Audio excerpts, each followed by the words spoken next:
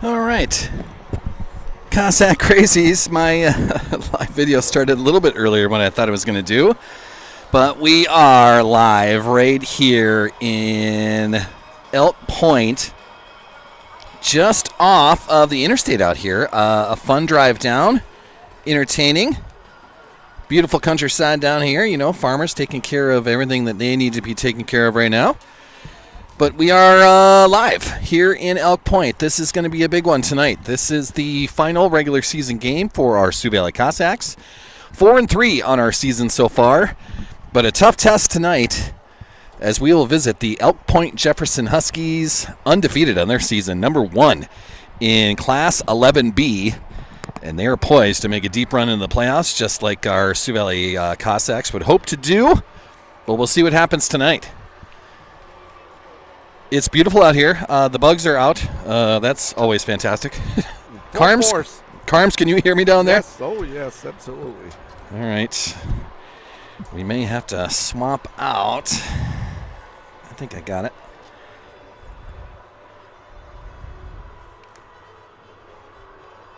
Yeah, Carms. Yes, sir. So.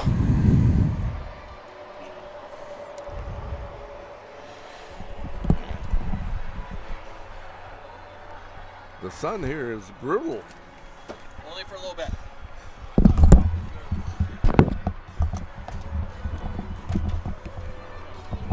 I'm going to give you that one, okay? You swap out. Okay, yep.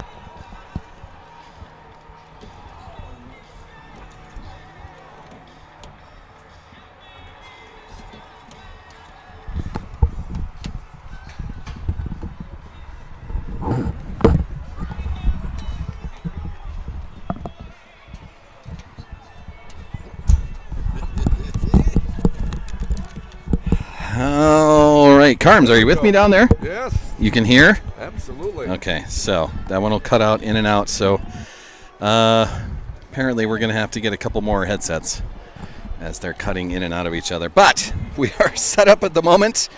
I've got Asian beetles all over me, the little black bugs. Those are fun as well. They like to sting, apparently, by dropping whatever they drop on us that stings. But we're live here in Elk Point, so thanks for tuning in, everybody. Thanks for following along. If this is your first time watching Saul's Media on YouTube, on this channel, hit the subscribe button. It's free, doesn't cost you anything, and just, you know, puts my feed kind of in your feed. How's that?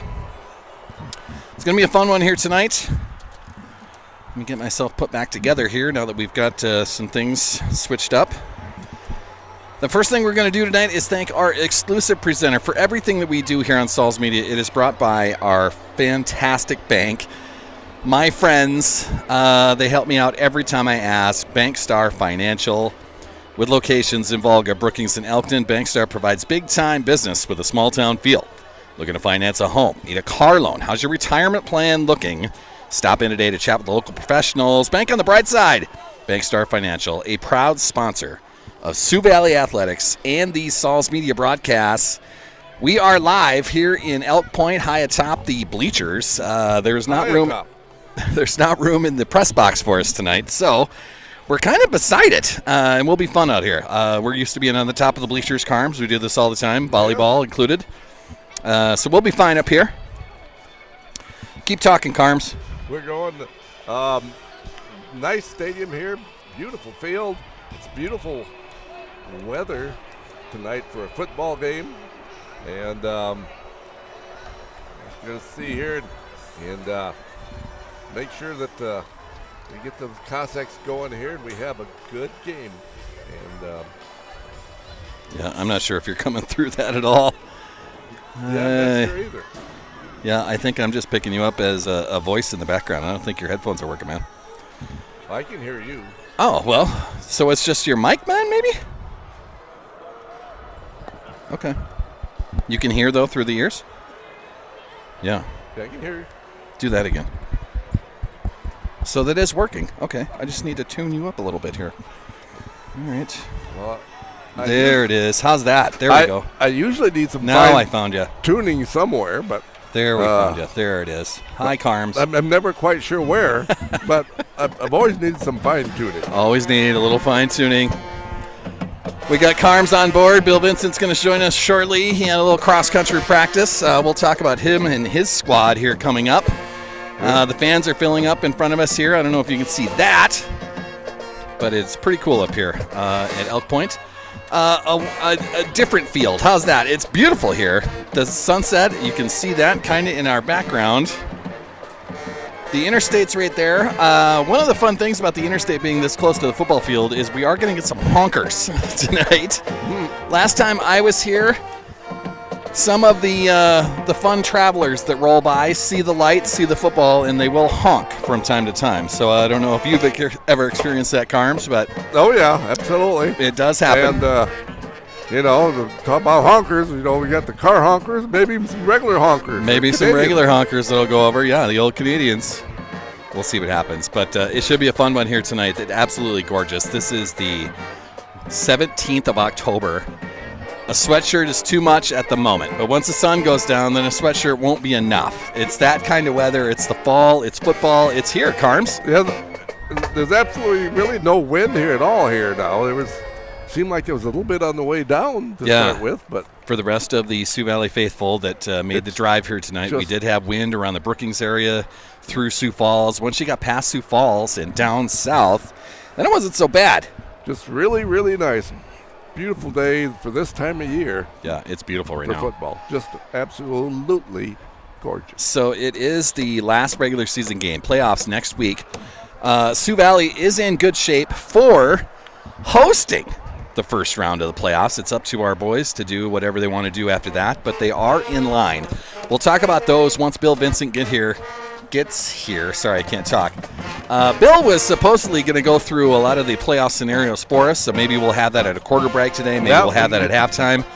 Just talking about scenarios. That's what you get to do at the last week of the regular season, is kind of talk about who we're going to play, where we're going to go, who might be showing up in Volga to play. We'll talk about a lot of that as we go through the night. Elk Point Jefferson, they are going to be home for the playoffs. I think they're pretty much guaranteed to be the 1 or the 2. It doesn't really matter. But I mean, it does matter what happens tonight, but I think they're locked in at the 1 or 2. And if you are locked in at 1 or 2 in your football class, that's home games. That's an advantage. The only travel you might do after being a 1 seed or a 2 seed is to a Dakota Dome. That'd be the travel that you do. There you go. We've got a lot of other scenarios, a lot of other teams out there. This is the last week for everybody, so we're going to be talking about the 9-man squads out there, some of the other 11-man classes, and some of the action out there, some of the matchups for sure. We'll go through that as well, but it is a gorgeous night here in Elk Point. An absolute lovely video here. I hope you're enjoying that.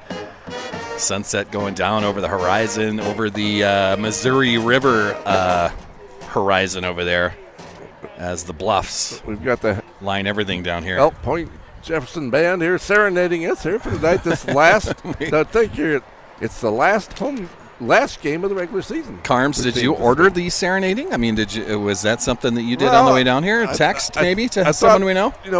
They throw in something extra, and they did. Well, that's nice. That's fantastic, man. We did talk about it on the way down here. I was quizzing Carms, and it's a fun quiz that we like to do all over South Dakota, of figuring out what the old mascots were. So Elk Point used to be on their own. Jefferson used to be there on their own.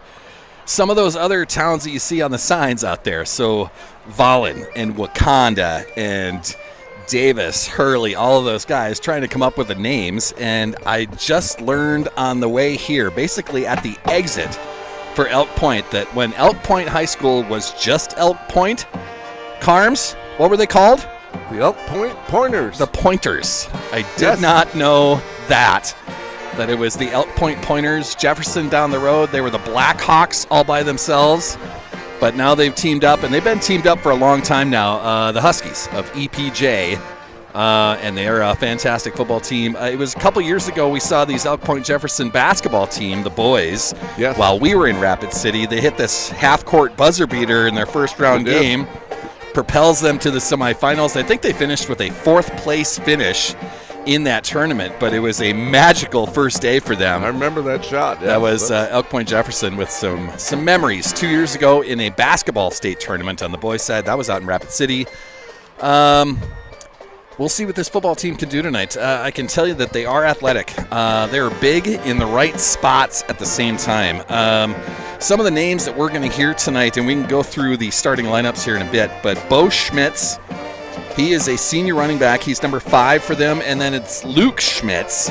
And I don't know if they are brothers, twins, or cousins, but it's Bo Schmitz and Luke Schmitz. Bo and Luke. It's Bo and Luke. The Dukes. It's the Dukes. It's Bo and Luke. Luke is a senior fullback as well. He is 6'3" and 225. Bo is 5'8" and 165. So out of the two of them, Luke is the bigger one, and he's number 40. They have an interesting offset I formation that they do. They'll have a couple of receivers out there. That fullback, Luke Schmitz, will be right behind the quarterback, and then they'll maneuver Bo Schmitz, the smaller running back, to either side of him, and they'll run formations out of that. They do a lot of misdirection out of that. They do a lot of sweeps out of that. They'll fake a dive and run around that. They'll bring an end around and do a reverse out of everything. It's a pretty crazy offense that they run. They're very successful at it. They're very good at it, and we'll see what our defense will be for that tonight, I guess. Yeah. The big thing about Elk Point Jefferson here is their size. They're very physical. It's going to be a power football game for Elk Point Jefferson tonight. Yeah, they would much rather run the ball than throw the ball. Oh, yes. And, we've got pretty good size in our line, you see. But Elk Point, if you look at them, they're even bigger and probably deeper than we are in the line. They're just really got some huge kids. They're big kids. They're athletic kids. They're a good team, and there's a reason they're undefeated in 11B football this year. It'll be a tall task for our boys. Those linemen you talked about, it's number 77. That's Nathan Saylor. He's 6'5" and 290. One of his counterparts, Jace Shatswell, he's a senior offensive lineman, 6'2" and 260. Wouldn't want to feed him. There's an Addison Peterson on that line. He's a sophomore at 6'5", 305. And then there's the tight end, Charlie Sewing. He is a senior tight end, 6', 210. Good size for a tight end right there. But, yeah, they are beefy across that front line. And then they turn around and play defensive line at the same time. Yes. Part of the reason that they're undefeated on the season for sure. But it's going to be a fun one, and it's absolutely gorgeous. This is the regular season finale here in Elk Point tonight. We are still waiting our third comrade. How's that? Is that pointer-ish? Yeah. Our third Lewis and Clark member. We're on the Lewis and Clark Trail. We saw that sign outside Elk Point. Bill Vincent will join us when he gets here. He was going to jump in like with. He had to work or something. Yeah, he was coach or getting his cross-country teams ready for a state meet next weekend. That's coming up real fast. Yeah, they'll be in Huron next Saturday. We'll talk about that as we go through this state competition cheer. I believe they have one meet left in Lake Preston, the last warm-up that they have before they head to Watertown next Friday night for their state competition. We'll talk about that as we go through. We're going to go through some of the other matchups around South Dakota tonight. It's going to be a fun one, Carms. I'm glad we made the drive down here, man. I mean, it's good to be that time of year. All these different fall sports are just starting here now just to wind up, and all sorts of things going on. Got to do it. You can hear the band playing in the background. We're being serenaded once again, Carms. That's nice. We still have 20 minutes of warm-up time because my live video started earlier than what I thought. So let's do this, Carms. Carms, do you have your phone? Do you have a South Dakota Score feed on your phone at all? You can help me. Check it here. Yeah, well, you can help me out with this. We're going to go through some of the other matchups, especially 11B, and talk about what's going on in the 11B class. Let me get back onto football. We use this for the volleyball teams as well. So scores tonight, that'll give us our matchups we're looking for. A big one In Mobridge tonight, both receiving votes in 11B. This is Mobridge Pollock hosting Dual Cardinals. That's 6-1 versus 6-1 tonight. So that'll be a matchup we'll pay attention to tonight. Clark Willow Lake is at home tonight. They should take care of the Webster Bearcats fairly easily. St. Thomas More playing a winless Lead Deadwood team tonight. That's at home in Rapid City. And I did get it right. The Beersford Watchdogs, we saw that bus on the way down. They're visiting Flandreau tonight. So the Watchdogs in Flandreau. Not a lot of complications there other than just some playoff points getting switched around. The Wagner Red Raiders, they are at home tonight. They'll welcome Miller Highmore Herald. That Miller Highmore Herald team 1-6 on their season. Wagner, number 5 in 11B. They are 5-2. And I just smelled... I smelling smoke, Carms? Are we getting smoked out now? Yes. We're not burning the place down, are we? I don't think so, but... Okay, I don't see any... It's probably just a concession stand. I hope so. We are in danger, Carms. Number 3 in Class 11B, it's Woonsocket Weston Springs Sanborn Central. The Bucks, they are 7-0 as well in 11B. They will welcome Mount Vernon Plankington to town. That's a 3-4 Titans team. Other action, Baltic taking on Groton tonight. That Langford bus that we saw pulling off at the Baltic exit, where do you suppose they were going? What would Langford be doing there if they're not going to play Baltic? What's the 9-man team? Would they be going to Chester, maybe? No, they already missed the Chester exit. No, they're going the other way up. Would they be playing Garrettson, maybe? Now we're going to solve the mystery. Where was Langford going tonight? Langford. Now we got to solve it, Carms. Are they 9A, perhaps? Does Langford even have a football team? I don't remember them having a football team. Uh-oh, Bill Vincent's out. Practices went too late, had to shore up the stuff of the stuff, so our cross-country coach is hanging out. He'll be watching at home. Carms, I don't think Langford has a football team. I don't know what that Langford bus was doing at the Baltic exit tonight. I am totally lost at what they were doing. It's definitely hard to tell for sure. We got some fun matchups in 9-man. We'll go through those as well. But as far as 11B, I gave you the big matchups there. In 11A, our friends at Tri-Valley and Lennox. That's a receiving votes Tri-Valley squad. They're going to welcome number 4 Lennox to town in 11A tonight. The Madison Bulldogs should have an easy time with Canton. West Central will be hosting Millbank. That's why we saw a Millbank trailer tonight. They're going to Hartford tonight. Other action, there is a big one in 11A tonight. Really big one. A 1-2 matchup, the Sioux Falls Christian Chargers, 7-0 on their season, hosting the Del Rapids Couriers, number 2 in 11A. Their one loss on the season, those Couriers, was to Madison. Madison was ranked number 5 at that time, but it is a big one at the USF Football Stadium in Sioux Falls. That's where Sioux Falls Christian does their work. A 1-2 matchup in 11A as their lead into the playoffs. How do you like that, Carms? There you go. And and another big one in 11A, Tri-Valley hosts Lennox. They're both 5-2. And of course, Lennox ranked number 4. Tri-Valley is receiving votes. And that's some of the bigger ones there. 9AA. Yeah, there's a huge one in 9AA. We got some games going on already. Chester and Garrettson are tied at 14. 9AA, that's with 8 minutes left in the second. Alcester Hudson leads Scotland Menno 28-0 with 5 minutes before half. Get to the big one in 9AA, Carms. The big one. There you go, the big one? Yes. Let's see. I can't... Oh, boy. Seem to find it Come online here. Carms. I'll find it right now. It is the Hamlin Chargers, 7-0 on their season, hosting my Elkton Lake Benton Elks. Hamlin number 2 in 9AA, Elkton Lake Benton number 3 in 9AA. Winner of that gets the 2 seed.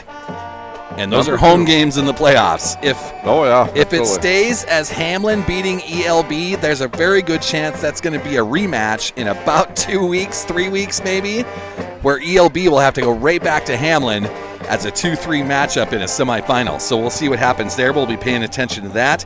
As you mentioned, Alcester Hudson, another team or another town that we saw on the interstate, or at least the sign of. They've got the 28-0 lead over Scotland Meadow tonight. In 9A, some of our friends in action there.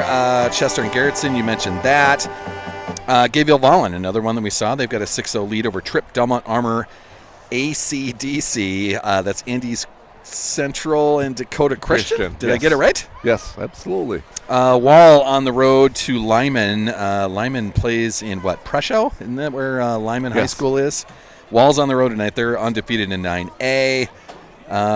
Ipswich, number 5 in 9A. They'll be on the road to Eureka to play North Central.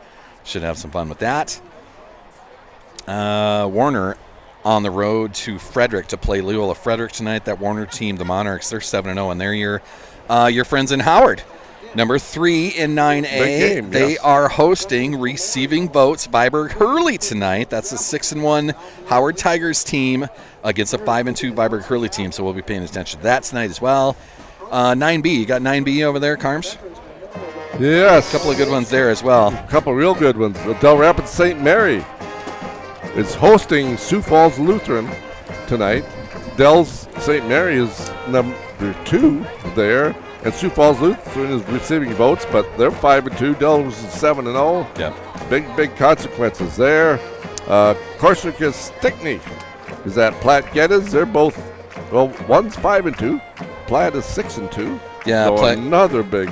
Platte Geddes already 8 games into their season, but playing another one. That's happened quite a few times this season. There's been some moving around, just schedules, if nothing else. ELB might be one of those where they get 9 games in this year. Here's a real big one here. Avon, number 1 in 9B, plays Freeman Marion Freeman Academy. They're both undefeated. Freeman 7-0. Freeman Marion Freeman Academy, number 1 in 9AA. Yes. Avon, number 1 in 9B. A great matchup. Both That's undefeated. in Freeman tonight. We'll see what happens with that. Sully Buttes at home tonight. They'll have no problem with Sunshine Bible Academy. That's the number 4 Sully Buttes team. Falkton, number 5. They're 4-3 in their season. They're on the road tonight to a winless Northwestern squad. So that should be fun to see what happens. Our friends in Coleman Egan, 4-3 in their season, trying to get into the playoffs. They should be in a good enough position to do that. They're at home tonight against Iroquois Lake Preston, the Sharks of Iroquois Lake Preston. 5-2 though. It's 5-2 Sharks team. So we'll see what happens with that as well. We're going to take a quick trip. No, we're going to send this to the PA announcer, Carms. Let's do that. We're going to send it to the PA announcer. We'll be right back here with a little 11B action ourselves. The regular season finale, the Sioux Valley Cossacks visiting the Elk Point Jefferson Huskies. It sounds like it's senior night. We're going to do a little senior night out here, so we'll be okay with that. We're going to give this over to the PA announcer, but don't go anywhere, Cossack Crazies. Sioux Valley football coming up next.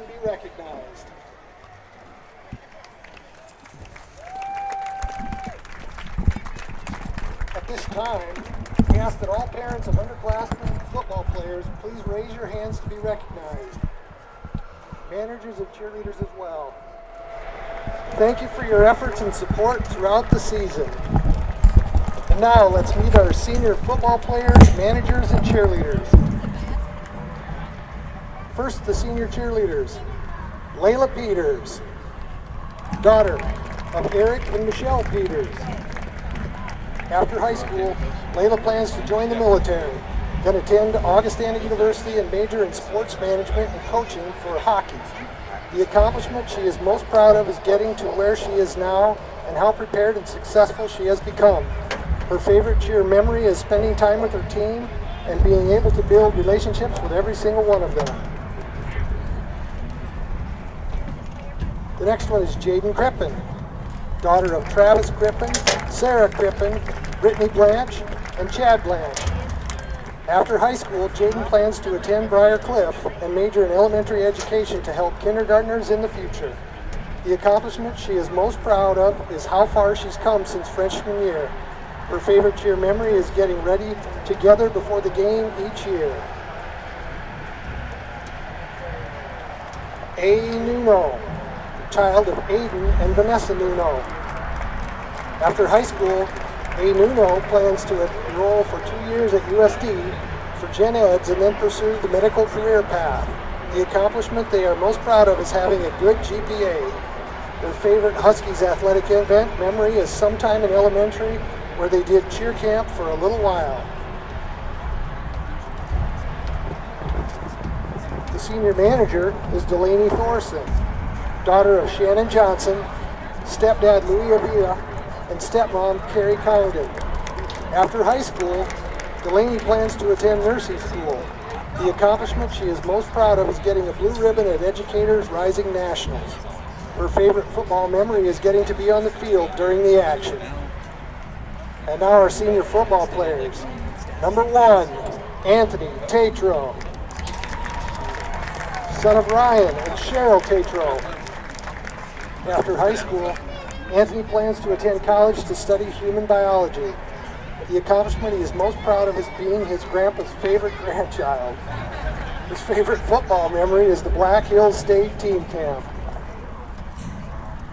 Number 5, Bo Schmitz, son of Dan and Amy Schmitz. After high school, Bo plans to attend Lake Area Tech for ag production. The accomplishment he is most proud of is how far he has come as a player. His favorite football memory is beating Wagner in the homecoming game. Number 11, Owen Rigg, son of Patty and Katie Rigg. After high school, Owen plans to attend USD for a degree in business and become a construction manager. The accomplishment he is most proud of is representing his school and community well. His favorite football memory is the team competitions after morning lifts. Number 40, Luke Schmitz, the son of Matt and Lisa Schmitz. After high school, Luke plans to attend college. The accomplishment he is most proud of is being part of a successful program throughout high school with great teammates, coaches, and fans. His favorite football memory is playing in the Dome his sophomore year. Number 44, Charlie Sewing, son of Tony Sewing and Laura Sewing. After high school, Charlie plans to join the Navy. The accomplishment he is most proud of is passing the qualifications to become a Navy SEAL. His favorite football memory is jumping in the mud puddle after practice.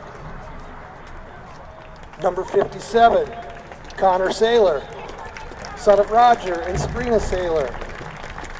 After high school, Connor plans to attend SDSU and work in the medical field. The accomplishment he is most proud of is being part of a football program that has continuously been successful.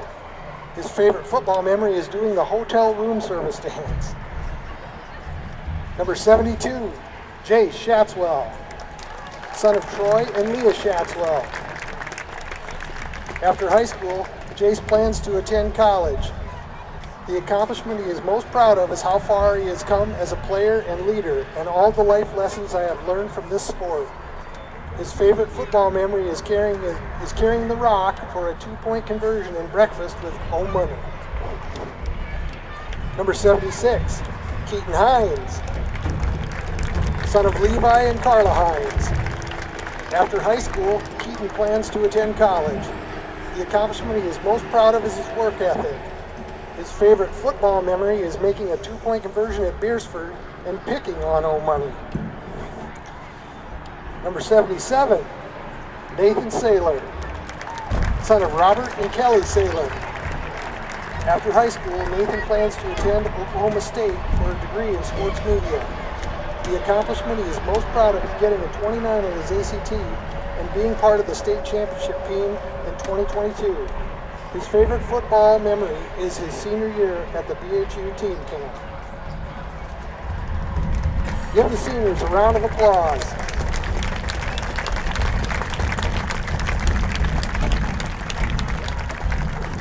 And congratulations to all our participants in football and cheerleading.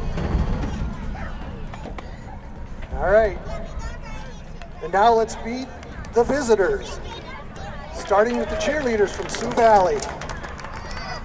Matea Bell, Addison Kuhn, Zoe Hemestead, Kalia King, Quinn Peterson, Kendall Schwartz, Talissa Tangen, and Amari Ward.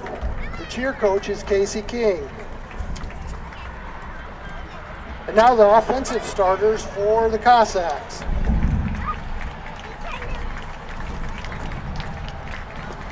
Starting at one offensive lineman, a senior, number 66, Owen Vandeweerd.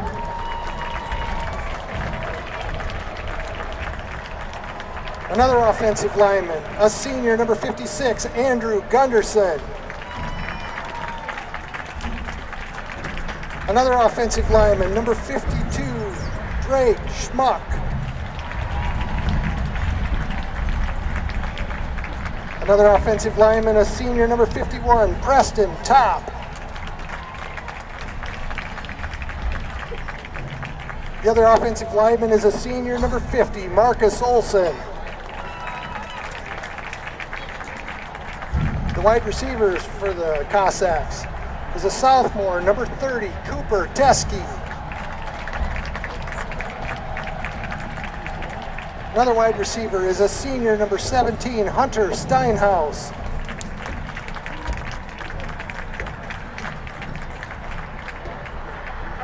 Another wide receiver is a senior, number 2, Braden Denzizen. The running backs, a junior, number 4, Logan Moan. A tailback, a senior, number 8, Broden Teskey.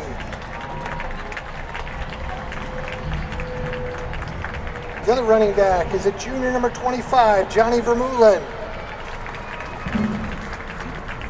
And the quarterback is a junior, number 5, Wyatt Hart. The Cossacks are coached by Jordan Fast and assisted by Ben Glees, Jeremy Bachman, Jake Schneider, Adam Deerduff, John Hart, Harrison Wagner, Cooper McDermott, and Tim Larson. And now it's time to meet your Huskies. First, the cheerleaders for the Huskies. Gracelyn Bruns, Stella Bonema, Lorelei Klutz, Jaden Crippen, Lexi Jansen, Layla Peters, Olivia Rigg, Aster Saltzman, and Chloe Spalding. The cheer coach is Shayla Lichtenberg. And now the starting offense for your Huskies. At left tackle, a senior, number 76, Keaton Hines. At left guard, a senior, number 57, Connor Saylor. At center, a senior, number 77, Nathan Saylor. At right guard, a sophomore, number 50, Addison Peterson. And the right tackle is a senior, number 72, Jay Shatswell. At one tight end, a senior, number 44, Charlie Sewing. The other tight end, a sophomore, number 2, Aiden Hammock. The wide receiver is a senior, number 1, Anthony Tatro. Your fullback is a senior, number 40, Luke Schmitz. That one running back is a senior, number 5, Bo Schmitz. And your quarterback is a junior, number 10, Levi Hansen. The Huskies are coached by Jake Terry, assisted by Sam Olson, Adam Timmons, Manny Scarman, Heath Van Rokel, and Ty Trometer. And now, we would like everyone to please rise, remove all headgear, and stand at attention facing the middle of the football field as members of the VFW Post 915, including Bart Phelps, Scott Stamm, Matthew Dosdahl, Jim Prouty, Dan Fullenkamp, present our nation's colors. The national anthem will be played tonight by the Elk Point Jefferson Pep Band under the direction of Mr. Preston Pullman. Please remain standing until the colors have left the field.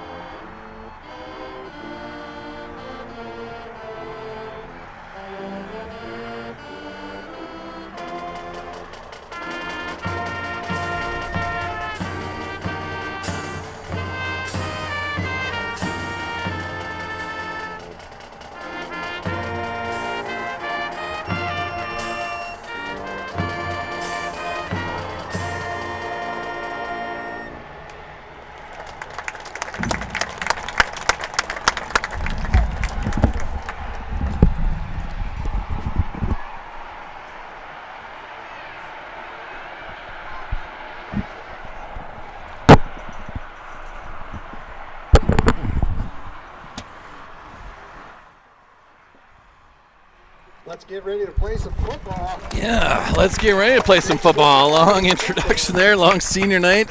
EPJ, their last regular season game. Sioux Valley, same story. This is an undefeated EPJ squad playing our Sioux Valley Cossacks, 4-3 in our season. Both headed to the playoffs as soon as next week happens. We'll talk about some of those scenarios.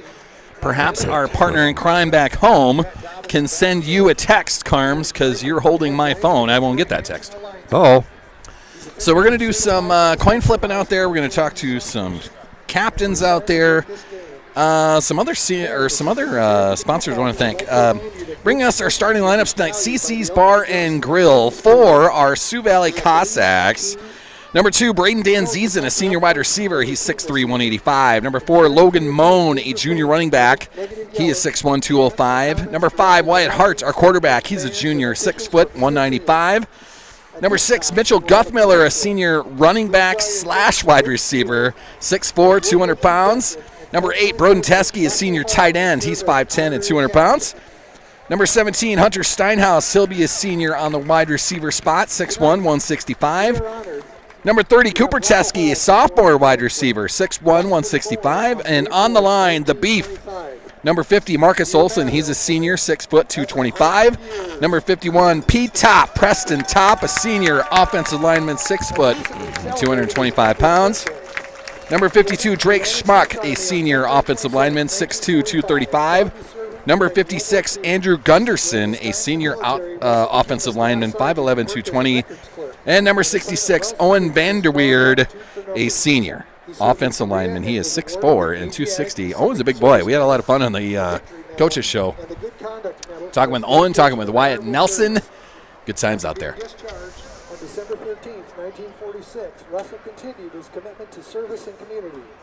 He is a proud member of talking with some veterans out here. And in November of 2009, he had the unforgettable experience of participating in an honor flight alongside his brother Raymond Hall, who also served in World War II. Russell has lived his entire life in Elk Point and is a cherished member of our community. Please join us in welcoming and thanking Russell Hall for his service. Russell Hall with his service. So, thank you, sir. Standing Yes, ovation thank you from the very quad. much. That's cool. Nice honor. He delivered the coin tonight, so that's pretty cool. He's lived all his life in Elk Point, is what I heard there.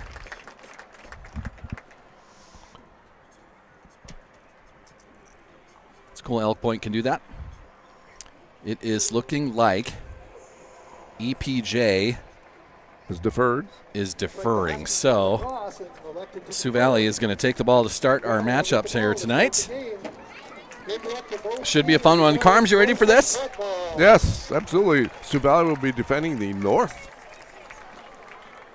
Yeah, I guess that's what the northwest goal, southeast goal there. North and south, that'd be easier, I think. But it's at an angle for sure. We're kind of at an angle. You can see the interstate right behind us. The last time I was here, there were honkers out there. So we haven't had that yet, other than our PA announcer giving out the honks there. You can hear the traffic going by every so often for sure. I just adjusted our microphones to keep the interstate traffic noise to a minimum on our headphones. Hopefully that doesn't come through too bad. So we're about to fire up here. EPJ is going to be kicking off to our Cossacks. Beautiful sunset tonight. You can see that in the background. The ridge you see there, that's the Bluffs, as they call it, the Missouri River Bluffs down here. Just a gorgeous area, South Dakota. If you've never been in this area, you should try it. Just beautiful down here. It's registered to Jennifer and Michael Cott. So we will get our veteran loaded up there in the Ranger. We'll get him safely to the stands, I think is where they'll bring him to, his seat probably. There's his family taking off as well. We've got Braden Danzizen and Mitchell Guthmiller, what it looks like here, back to receive here now when the kick starts. And kicking for EPJ, what's the number on that, Carms? Is that 21 that they got there? Yes, 21. 21 is going to be the Huskies kicker. That is Owen Boyle. He's a sophomore. Sophomore, 6'2", 185. He is the place kicker for EPJ. So you ready on the scoreboard there, Carms? Absolutely. I'm going to be rocking the video, calling all the action best I can, and Coach Carms will be on the scoreboard. There's a good pickup there. It was not a great kick. Sioux Valley's going to pick that up. Is that Kellen Tucker? It is. It is. Kellen Tucker, it ended up in his hands. He had a nice return. Brings it to the Sioux Valley 45-yard line, I think is where they're going to put that down. Decent field position here to start with. So yeah, 1st and 10 for our Sioux Valley Cossacks. Again, the line of scrimmage is really, really going to be key tonight in this contest. Controlling it. Yeah, the line of scrimmage, I think is what you meant there, Carms. Yes. Yeah.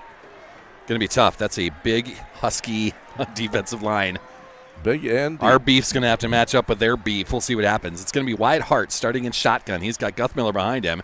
Hand off, right side. Guthmiller around the corner. He gets to the far sideline. Dives for the first down. He'll have a gain of, 7 there, Carms? I would say about 7, yes. I think the refs are going to put it at 6.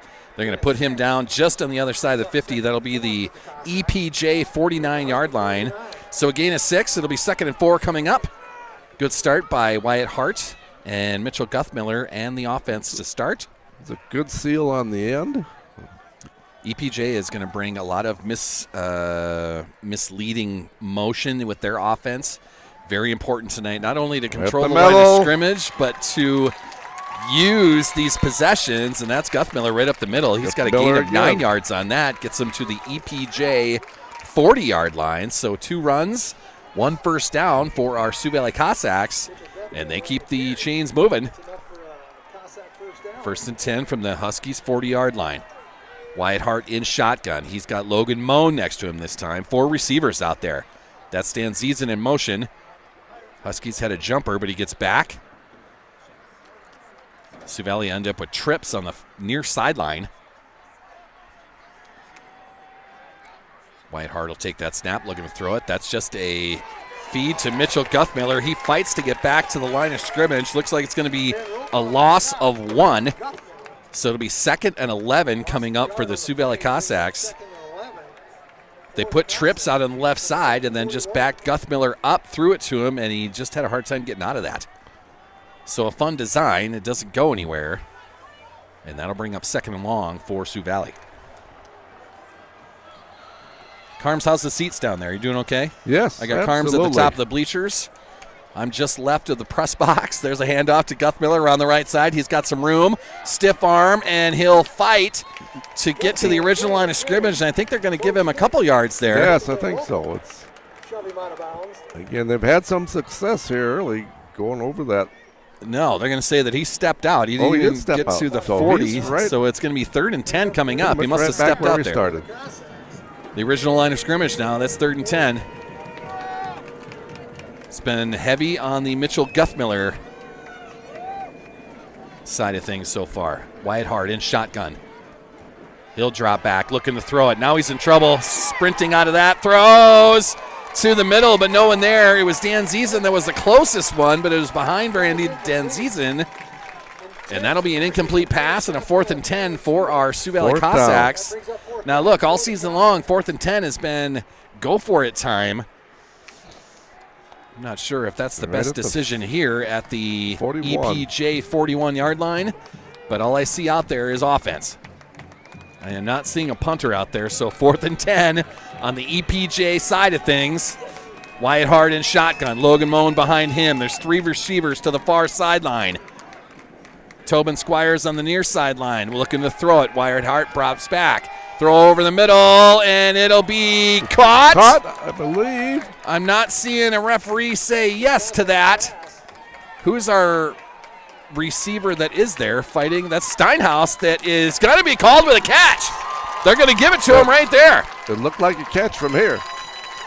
So on 4th and 10, a throw over the middle to Steinhaus, and it's good enough for a first down. That moves Sioux Valley to the EPJ 24-yard line. They'll have 1st and 10 from there. Sorry on the video there. I'm still calling it, moving video. It's Wyatt Hart in shotgun. Roll out to the right. That's a pitch to Guthmiller around the right side. He's got nowhere to go. That'll be a loss of 3, maybe 4. 2nd and long coming up for Sioux Valley. Loss of about 4. Sioux Valley has made the decision. Yeah, they're going to put him back on the 27-yard line. So, yeah, We'll call that 2nd and 14, Carms. Yes, they were ready for that time. Yeah, it's been Guthmiller heavy so far on the running game. And that's going to be easy to key if that's going to be the way we do that.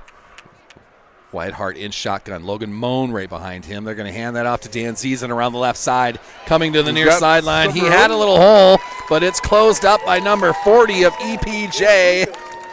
Number 40 is Luke Schmitz, the senior fullback and linebacker. He's 6'3" and 225.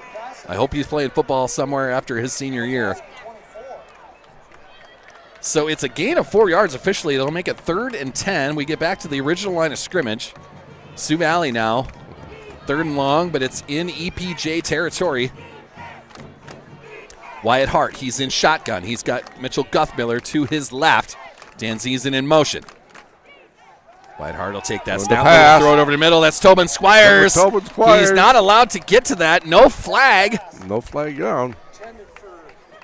So some tough defense on Tobin Squires there. He just wasn't allowed to get to that ball while it was in the air. But no flag there. We'll go back to the original line of scrimmage. Should be 4th and 10 from there for the Cossacks. Bringing in some beef. Is that 66 on the offensive line for our boys? Who was that? 66. That's Owen Vanderweerd coming on. 6'4", 260. Getting some beef up front. Wyatt Hart in shotgun. 4th and 10. Cossacks. That's Logan Moan next to him. They're looking to throw it. Drops back. Throws it over the middle. That's Mitchell Guthmiller. And he's knocked to the turf. No flag again. Tripped up in the end zone, but no flag. It'll be a turnover on downs for Sioux Valley. Referees keeping their flags in their pockets, apparently. They are letting them play. I guess. So we'll get the first look at the EPJ offense. This first quarter, it is brought to us by GP Auto, a fantastic auto repair shop on the east side of Brookings, taking care of all your car repair needs. Oil changes, engine repair, tire replacement. Grant & Friends will get you back on the road. Thanks, GP, for being a part of this. Hey. EPJ takes over 1st and 10 on their own 24-yard line. Offset eye. That is right to up the middle. Luke Schmitz right up the middle, and that's what he can do. He's a big kid. That's their fullback. That was straight up the gut, and he's got a big gain almost to midfield. They're going to put him down at the 44, so a gain of 20 for Luke Schmitz, the senior fullback, 6'3", 225. He gets a moving. He's a load to bring down. He is. You can see that offset eye that they love to run. It's Luke Schmitz who just ran it. He is the main back behind the quarterback, and that's either his brother or his cousin that's in motion. Right. That's Bo. Strong right. They're going to run it with Luke Schmitz around the right side. That is stood up. It'll be a short gain, maybe 5 there. Wow, they're going to give him 5 yards out of that. Okay. So for the Huskies, it'll be 2nd and 5 coming up. They're at their own 49-yard line yet, not across midfield. 2 plays for the Huskies, 2 runs by Luke Schmitz, the senior fullback. Their quarterback, Levi Hansen, he is under center. He's a junior. Luke Schmitz right behind him. Bo Schmitz to his right. Man in motion. They'll run. Oh, that's number 23. Nice tackle. That is someone else today.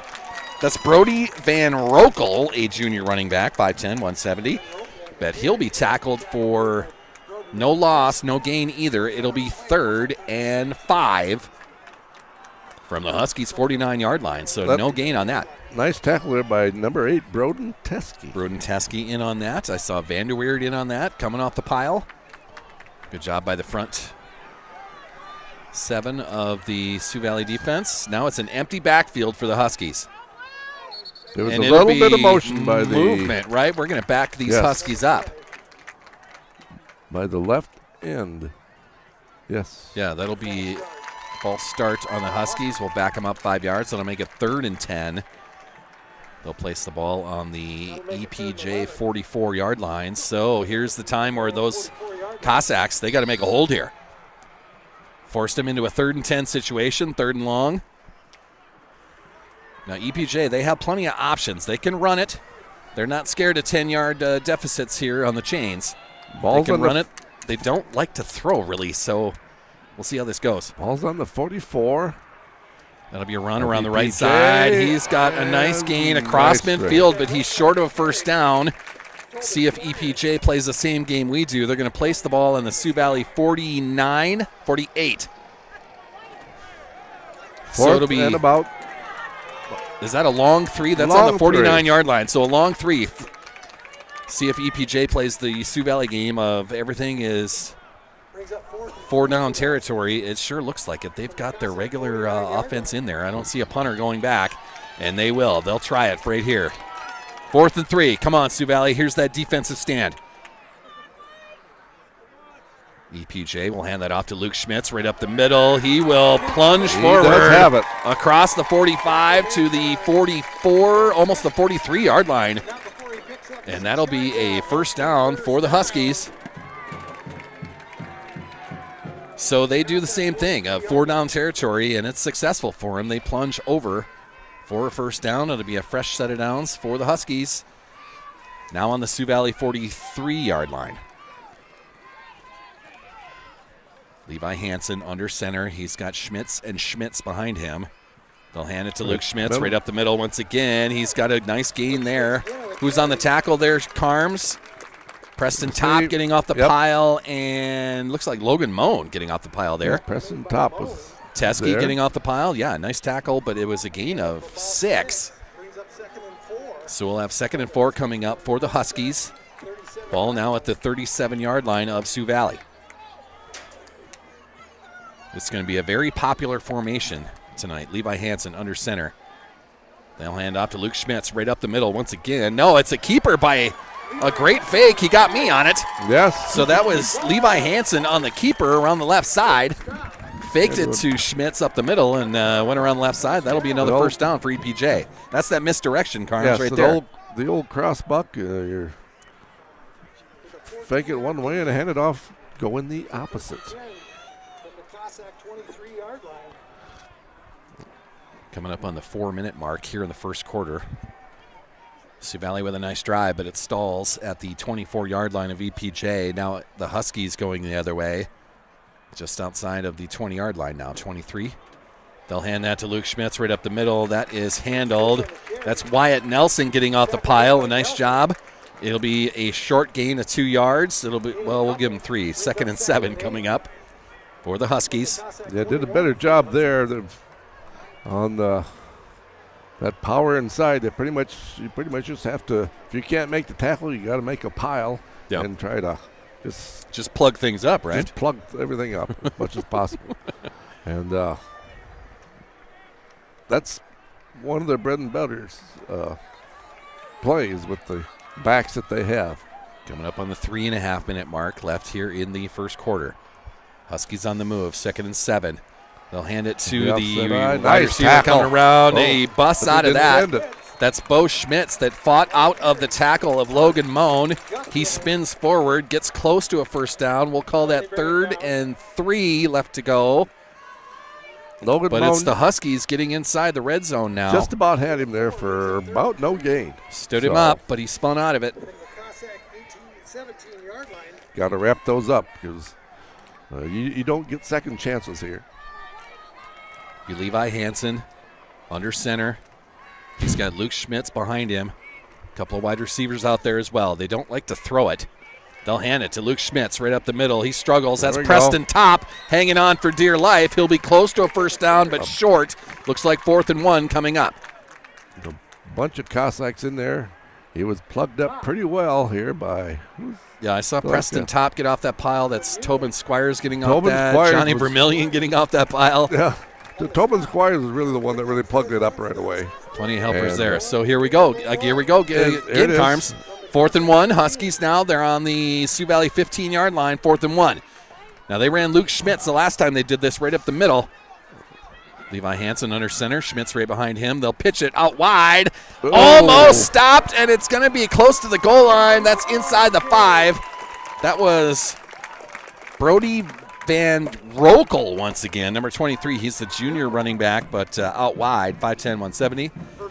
So they take it around the right side, get a 1st and goal out of that. They're going to place that at the Sioux Valley 4-yard line. So a 1st and goal for the Huskies from there. It's a tough offense to stop, Carms. There's a reason this team is a lot undefeated. of size, a lot of power. They do it very well. Hansen's going to hand that off to Schmitz right up the middle. He'll get close to the goal line, but will be stopped at the 1. So that'll bring 2nd and goal for the Huskies from the 1-yard line. On the stop. That's like the Philadelphia Eagles tush push. We got a tush push coming, Carms. There you go. I don't know if you can do that in high school football. Well, The rules are different at the pro level. There's something similar to that. Would it be the pointer push? How's that? There you go. Going back to the old Elk Point days. Levi Hansen Right up the will middle. hand it to Luke Schmitz right up the middle. He dives over the He end scores. zone, and the Huskies are in for 6. So that's what they do, Carms. It's a little bit of misdirection. It's a lot of Luke Schmitz going straight up through the center and guard, straight up through the guard and tackle. But they do like to do some misdirection. They just don't like to throw it. And up to this point in the season, undefeated, they really haven't been forced to throw it all that much. So they stick with their bread and butter. They do have a kicker, though. So we're going to see an actual place kicker here. This is number 21, Owen Boyle, the sophomore. Good snap for the Huskies. Good hold, and it will be up and through the uprights. So Right it's down going the to middle. be a 7-0 lead for EPJ. The Huskies are 7. The Cossacks Do you want to run that clock down, Carms, to match up Yes. with the game clock, and we'll get you all set up there. Other sponsors we're going to thank tonight, the opening drive? No. The coin flip. Sorry, the coin flip. Brought to us by Bell Brands, makers of the Mini Baby Bells, the snack cheese of champions. Our first quarter is brought to us by GP Auto tonight, a fantastic car repair shop on the east side of Brookings. Thank you, Grant Peterson and friends, for being a sponsor of everything we do here on Saul's Media and the Sioux Valley Athletics. Coming up in a little bit, the second quarter is going to be brought to us by Big Sioux Plumbing, a brand new sponsor for the 25-26 campaign. We'll talk about them in a little bit. Player of the game brought to us tonight by Subway of Volga, another new sponsor for the 25-26 campaign. They're going to sponsor our boys' sports through basketball. The player of the game for football and then the basketball season, they are going to get a gift certificate for a free 6-inch sandwich, Carms. Yum. Eat fresh, Subway. You can see them right on the screen right there. So the Huskies take the early lead. Got a minute 10 left in this Kick is first quarter. coming. 7-0. It is not a strong kick. It's going to go right to Broden Teskey, I think, got that? Yeah, number 8. Yes. Broden Teskey will pick that Broden up on a Teskey. short kick and down it right there. So Sioux Valley will start 1st and 10 from their own 38 is what I'm hearing from the PA announcer. We'll trust him for the moment.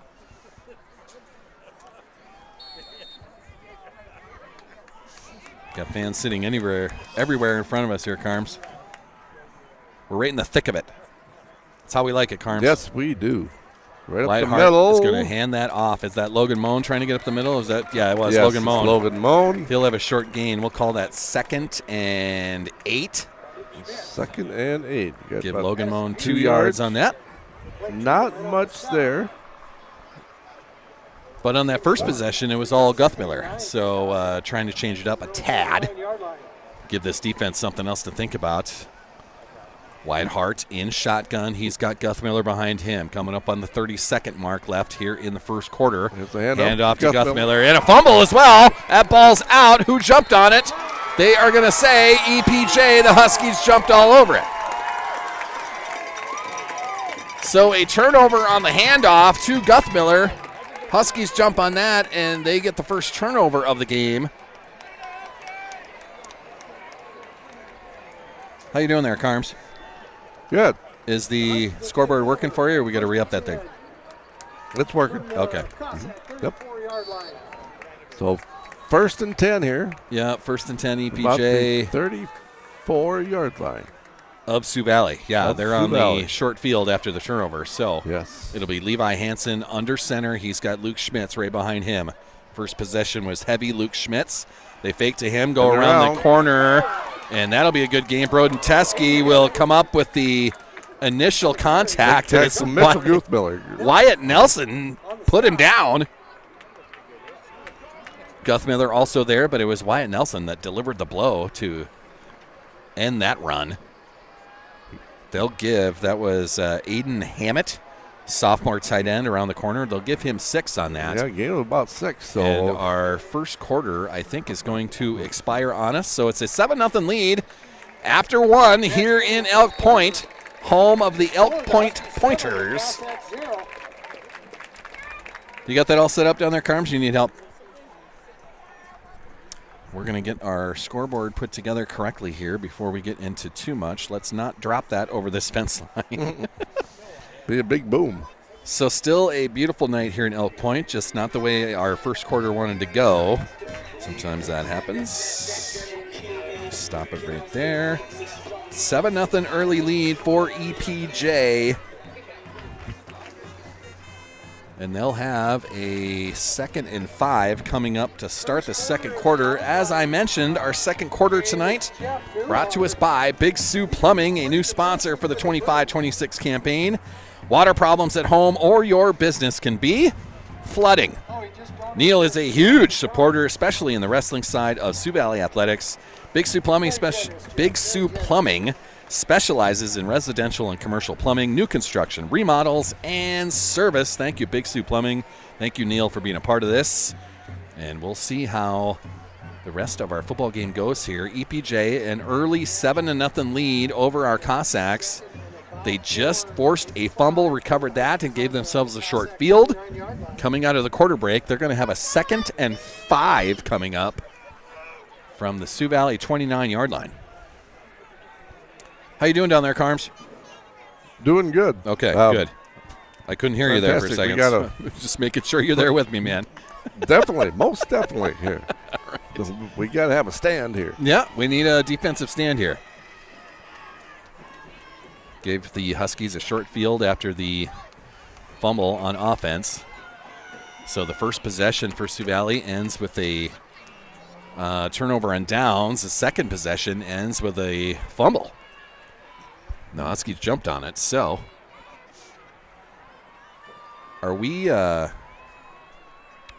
we're waiting we're on TV, aren't we? Carms, we're on TV tonight. We're doing a TV timeout down there. That's crazy. We should be. Well, Carms, we're always on TV. We call our TV the Saul's Media YouTube channel. There you go. Levi Hansen's going to hand that off. That is Luke Schmitz. He bounces it to the right side, but he fumbles and bumbles and stumbles enough for a first down. So a gain of about 6 or 7 there. First down. They're going to put the ball on the Sioux Valley 23-yard line. It'll be 1st and 10 for the Huskies from there.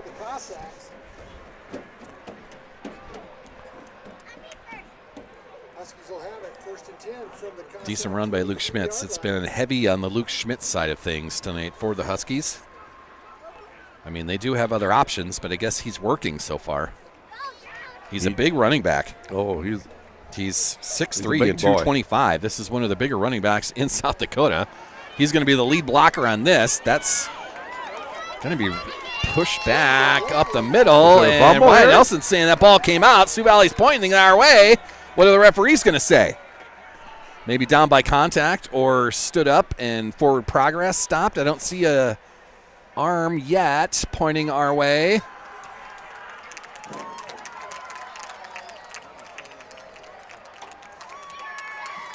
We're going to say that's EPJ football. He was stopped. That run was by number 23. That's Brody Van Rokel.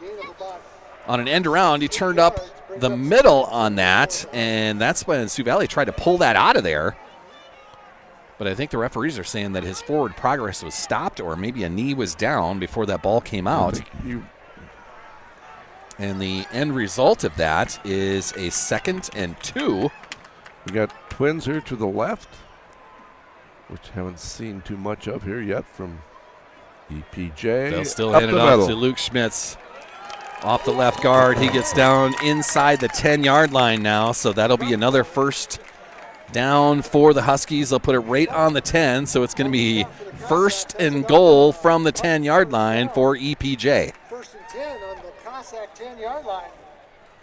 Get my camera moved over so you can see what's happening there on the EPJ side of things. 7-0 Second quarter lead for EPJ. They're close to knocking on the door here, trying to make it a 2-touchdown score. Levi Hansen under center. He'll hand that off around the right end. That was number 5. That's Bo Schmitz, senior running back, around the right side. He hops to almost the 5-yard line. They're going to say he was stopped at the 7. That's where his knee went down. Okay, so it'll be second and goal from the 7-yard line for EPJ.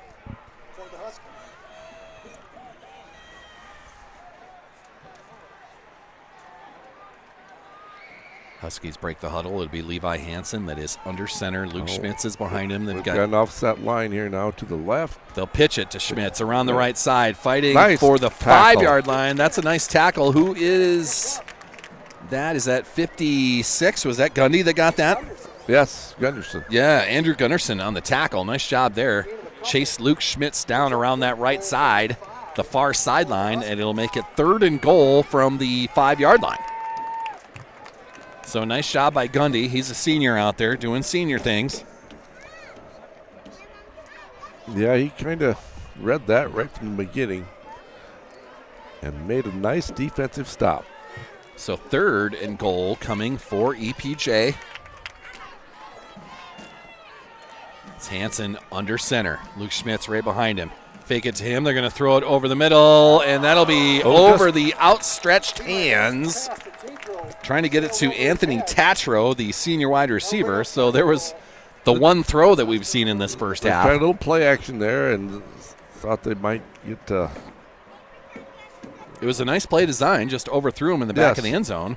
So right now there, that'll bring up fourth and goal from the 5-yard line. 5. Big play. Now, last time they had these fourth downs, they kept giving it to Luke Schmitz. I would assume that that's going to be at least option 1 here. Maybe they try some trickery. Sioux Valley's got to be ready here, but try your best, man, to keep them out of the end zone here. This is huge. Big play. Score game. They're going to come around the left side. There's no one there. They hand it off to Aiden Hammett, and he takes it around the left side on an end around, and nobody there. So they used Luke Schmitz as a decoy that time. It worked against the Sioux Valley defense, and they trot in the end zone in front of the pylon. So for EPJ, that'll make it 13-0. They're going to try a place kick again here for the extra point. Kicker out there is Owen Boyle, the sophomore. Boyle to attempt the extra point. It's a good snap. It's a good hold. He gets a good boot on it, and it's good. Right, so it'll be 14-0 Huskies. They capitalize on the fumble and turn a turnover into 7 points. 8:42 left in the half. So Sioux Valley now finds themselves about halfway through the second quarter, down 2 scores. For their offensive side of things, it's been heavy on Mitchell Guthmiller. They have handed it off to Logan Moan a couple times, tried a couple of throws that were incomplete. Very possible that some flags could have been thrown on those 2 pass plays, but not. And it's going to be 14-0 EPJ. Doing the kickoff duties as well. This is Owen Boyle, the sophomore. And was that a horn from the interstate right there, Carms? Yes. Or was that the PA announcer giving us a horn? Mm-hmm. Sometimes it happens. From the interstate. From the interstate. Some of the people that are going by will give out the honk from time to time. Back deep is Braden Danzizen and Mitchell Guthmiller. Now they put Kellen Tucker back there as well. Getting Danzizen up in case it's a short kick, and it is. Short kick that way. It'll still get to Kellen Tucker in the back. He's going to fumble it. Oh, the ball. Trying to get back to it, and he's going to be successful at it. Who jumped on that? That is number 42, Patrick Qualley jumps on that. The right spot at the right time. So Kellen Tucker trying to turn that up the field in the middle of the field. Takes a good shot, ball pops out, and it was heads up by Patrick Quayle to jump on that. Qualley, sorry. So, as you just heard the PA announcer, Sioux Valley on their own 19, 1st and 10. Whitehart's in shotgun. He's got Logan Moan next to him. Fake the handoff to Moan. Whitehart's going to take it around the left side. He'll fight for a few yards. Get across the 20, maybe to the 23. Got about They're going to put it on the 23. So a 2nd and 6 coming up for Sioux Valley. Positive yardage on first down. Brings up 2nd and 7. Whitehart with the fake and then took it himself around the left side. First time we've seen that tonight. It'll be Whitehart in shotgun this time, and that is Guthmiller in the backfield. A couple of wide receivers move around. That's Teskey and Tobin Squires moving to the left. They'll run it to the left. Guthmiller around the corner. He'll get across the 25. Not much more after that, maybe to the 26. And it'll be 3rd and short. 3rd and 3 coming. They got to get to the 29-yard line. 4 on the play brings up 33 for the Cossacks from their own 26. Okay. Another big play here for Sioux Valley here this early in the game. Yeah, 3rd and short. You got to convert. We kind of start moving the ball here more than 2 or 3 yards at a time. They started with nice runs by Guthmiller, but the EPJ defense starting to sniff that out. Whitehart and shotgun. They'll hand it off to Guthmiller around the right side. He dives for the first down, has it. He'll put it at the 29-yard line, and that should be just enough. The referees agree, and we'll have a 1st and 10, fresh set of downs. Guthmiller around the right side that time. First down on their 29-yard line. Tobin Squires subbed. It'll be Steinhaus coming on for the Sioux Valley offense. You can see the beef up front for our Sioux Valley offensive line. Doing a good job of holding their own against a bigger Husky line on the defensive side of the ball.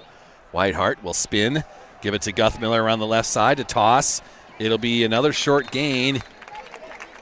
He'll dive across the 30, get to about the 33, Carms. So we'll call that 2nd down in, what, about 7? 2nd and about 7. Where they've got it. Looks like they got to get to the 44, so yeah. We'll call it 2nd and 6. That's what the PA announcer did. We'll go with that. Getting to the 6-minute mark here in the second quarter, if you want to start your clock down there, Carms. Whitehart will hand that off to Guthmiller around the right side. He dives for the first down. He gets close. He's just short. It's going to be down at the 38-yard line. That'll bring up a 3rd and 1. So nice run by Guthmiller around the right side. Gain brings up 31. Tremendous effort there by Guthmiller. From their own 38-yard line. Piece by piece, the Sioux Valley offense moving forward on this possession. Last possession ended with a fumble. Let's not do that. Guthmiller on the left side, up the middle. He fights for yards, spins for another couple, and he'll be down at the 47. It was a super run. Excellent blocking. Nice run by by the Guthmiller. Cossacks up front. That was. So far, they've been able to move the beef on that Husky defensive line. It's been heavy on Mitchell Guthmiller as far as handoffs go. This will be Whitehart and shotgun. That's Guthmiller right behind him. 3 receivers out there as well.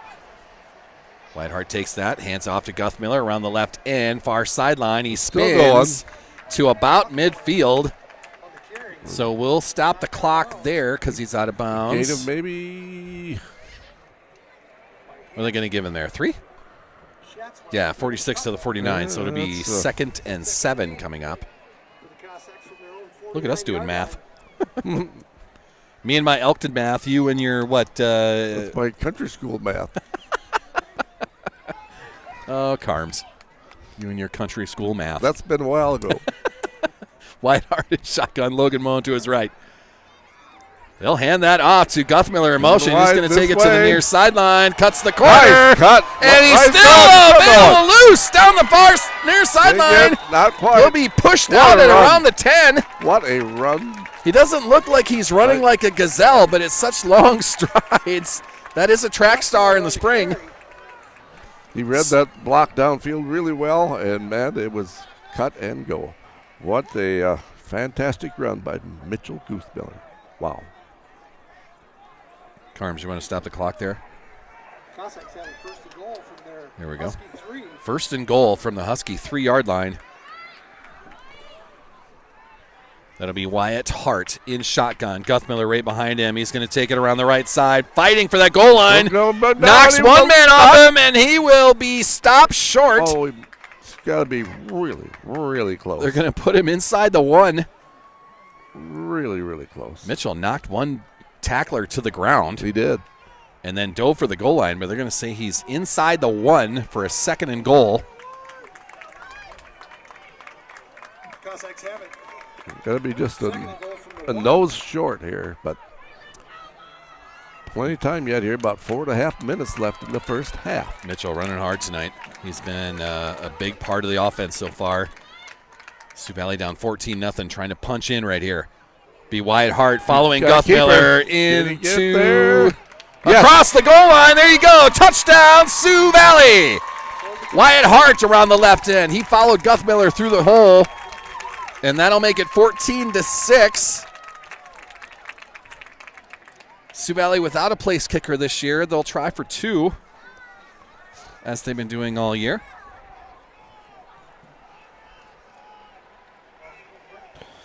What a tremendous drive by the Cossacks. Yeah, much needed. That was a long drive. Had we had Bill Vincent here, he told us that was probably around, 10 plays, over 80 yards. They started at about their 15, and we're going to get a timeout on the Sioux Valley side of things. Sioux Valley. Want to get the play right. This timeout brought to us by the Man Cave Barbershop, a fantastic barbershop on South Madary across from Brookings High School. Alicia and friends can cut all of your hairs, Carms. You need a haircut. I can see it right now. You've got hair everywhere up there. I don't care if it's gray or not. You're looking like a hippie. Well, in the good old days, that wasn't a bad thing. But timeout here, Sioux Valley. It is a timeout. 14-6. That was a much-needed touchdown right there. 4 a great minutes, drive. 23 seconds left here in the first half. Yeah. And what a great, fantastic answer, a drive by the Cossacks. Absolutely needed. You know, the last possession they had, it was a fumble on a running play that EPJ jumps on, gives themselves a short field. They want to get right in and make it a 2-touchdown game.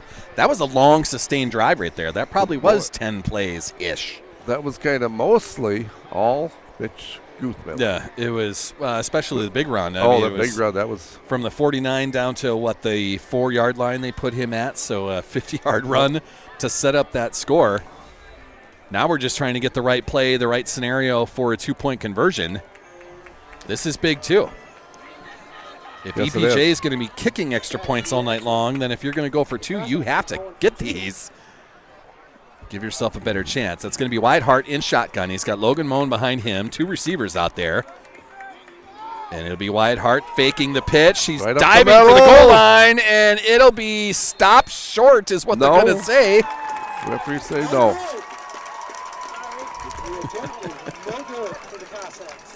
Had to been really Stop close. short is the call, so it'll be no good on the 2-point conversion, 14-6. We've got just over 4 minutes left to go in this first half. So Wyatt Hart faked the pitch and then took it around the left side, and he'll be just short. But still a good drive by Sioux Valley, much needed on that. That drive brought to us by Buster's Auto Brokers, right on the corner, right on the price, right in Mitchell. Thank you, Buster Vincent, for being a part of everything we're doing here. We got to get Buster to re-up, by the way. Basketball season's right around the corner. We got to get him on board. That'll be my task over the next month or so of getting basketball sponsors put together. If you want to be a part of these Sauls Media broadcasts, find me at the top of the bleachers. You can always find me there. Reach out. Email, Facebook, Instagram, Twitter, TikTok, Snapchat, however, man, I'm everywhere. You can find me everywhere. If you want to be a part of these broadcasts, I want you to be a part of these broadcasts. I do have a lot of feelers out there. Just got to put it together on Monday and Tuesday and have some conversations. But being at the top of the bleachers is a lot of fun, Carms. Thanks for coming along tonight. Yes. Being my navigator in the car. Just a beautiful evening here. No wind at all to speak of. And we just ended a great Cossack drive for a touchdown. Wyatt Nelson on the kick. It's going to be a squibber. Good squib. Picked up by Hammett, Tackle. I think is that. There we Yeah, go. Aiden Hammett, and he'll be brought down just outside of the 30-yard line of EPJ. We do have an injured player down for the Huskies. I'm not seeing a number there. I can't see from here. Yeah, I don't see a number there, but it's from EPJ as far as the injured player goes. So we'll have an injury timeout here and get that sorted out. But the old About 4 minutes left to go in the second quarter. The old pads were popping here in this last drive, especially. It was, Well, I don't know how you can hear all the pads popping with the traffic going by on 29 right now. Seriously, that traffic is on the other side of that track that you can see on the far sideline behind the Sioux Valley bench. There's a couple of fences there, and then there's a ditch, and there's the interstate. That's how close we are to the traffic out there. The only way closer than this is to be on the Edgebrook Golf Course in Brookings. And I've hit into that ditch there on the old 14th what did you do that for? I'm not a very good golfer, Carms. I mean, I've been no secrets on that. I can hit the ball once in a while, but yeesh. So that is their wide receiver, Anthony Tatro, that is getting off the field, walking off under his own power. That's good to see. Indeed. So he will have to take a breather, I would imagine, and they'll get him checked out on the sidelines here. Walking off under his own power, head coach talking to him. He seems like he's going to be back at it here pretty shortly. So after the touchdown drive, the long touchdown drive by Sioux Valley, we turn around and play a little defense here. 1st and 10 for the Huskies. They are on their own 32-yard line. That is Hansen. Got double tight under end center. formation. They'll hand it to Luke Schmitz once again, Right straight up the middle. Schmitz on the carry. He gets across the 35. They're going to say he gets to the 36. So that'll be about a 3-yard gain, 4-yard gain. It'll be 2nd and 6. How's that, Carms? Sounds good. And I think that game clock is catching up to you. It's just keep an eye on that. We'll get you all synced up.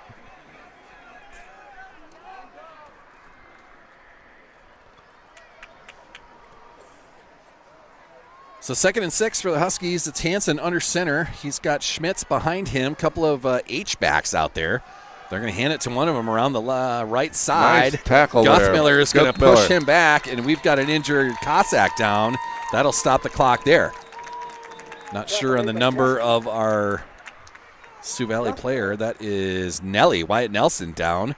He was grabbing at an ankle. We'll see what happens with this. Gain of 4 on the play. It was a gain of 4 on the play, so it'll be 3rd and 1 for the Huskies coming up. But it's Wyatt Nelson that is down at the moment, the junior offensive lineman, defensive lineman. Quite the character, and he does have a sack dance, as we saw a couple of games ago. Fun conversation during the coaches show a couple of weeks ago as well. Oh, yes. Nelly's a good time. It's unfortunate that we see him there. It looks like they're playing with his ankle, perhaps. Looks like it's probably an ankle.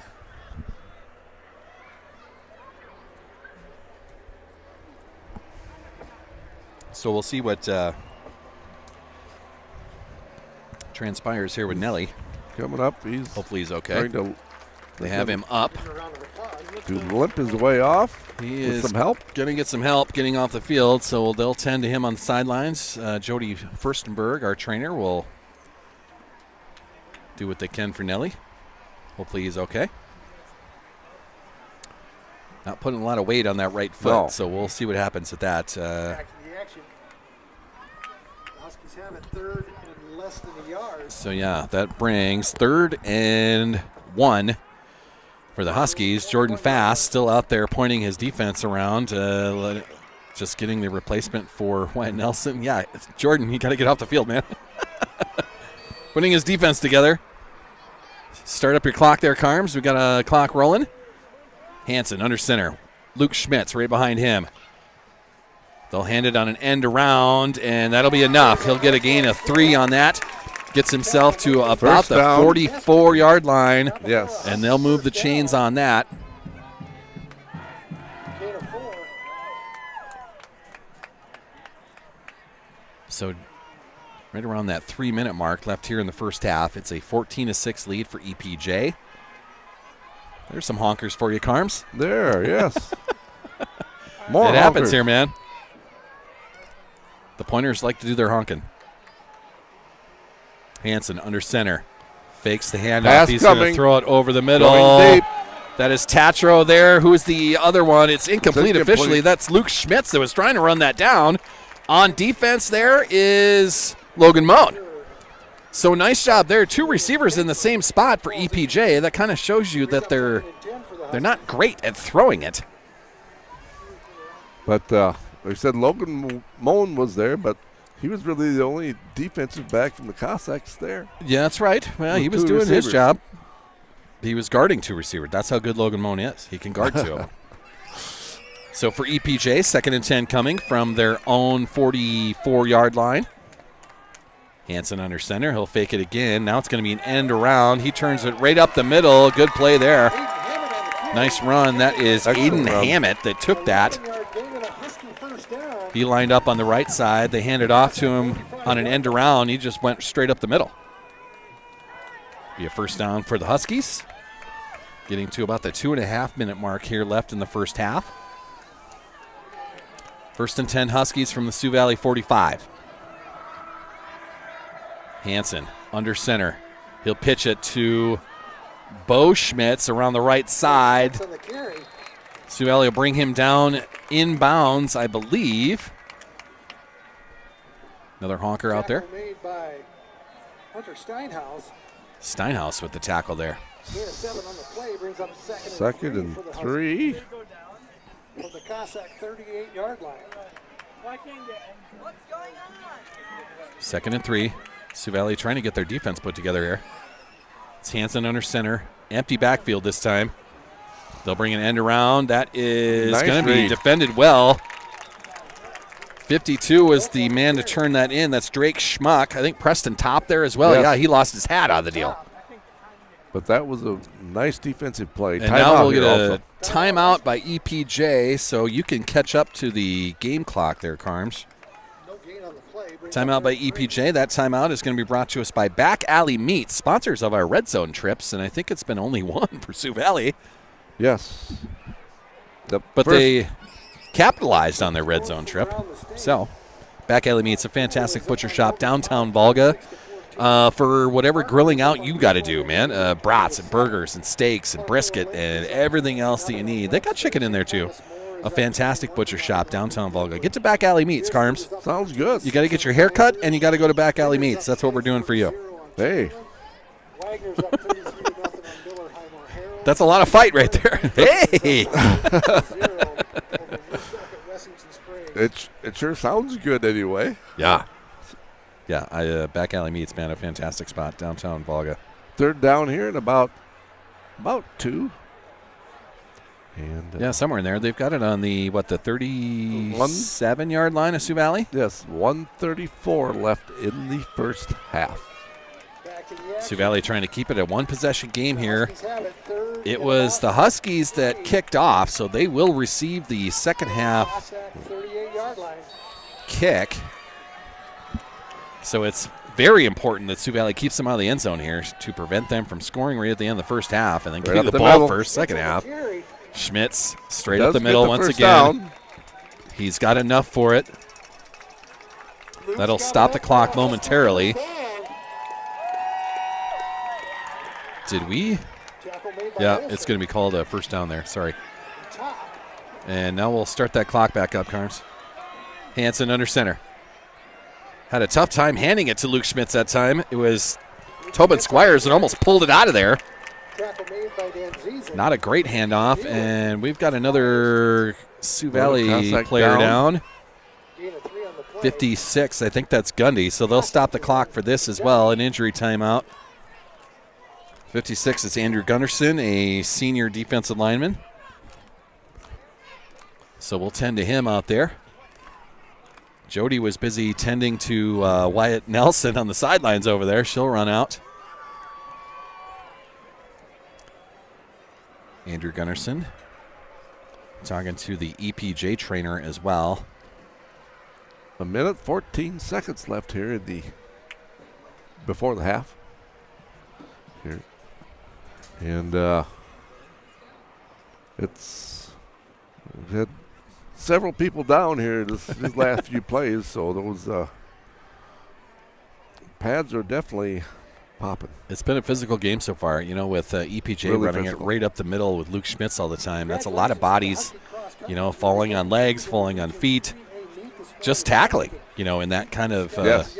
that small space can be rough as well. The meet was run this morning at 11 a.m. 17 runners ran either. So Nelly still on the sidelines over there getting tended to, and now Andrew Gunnarsson having conversations with a couple of trainers out there. Tim Larson also there.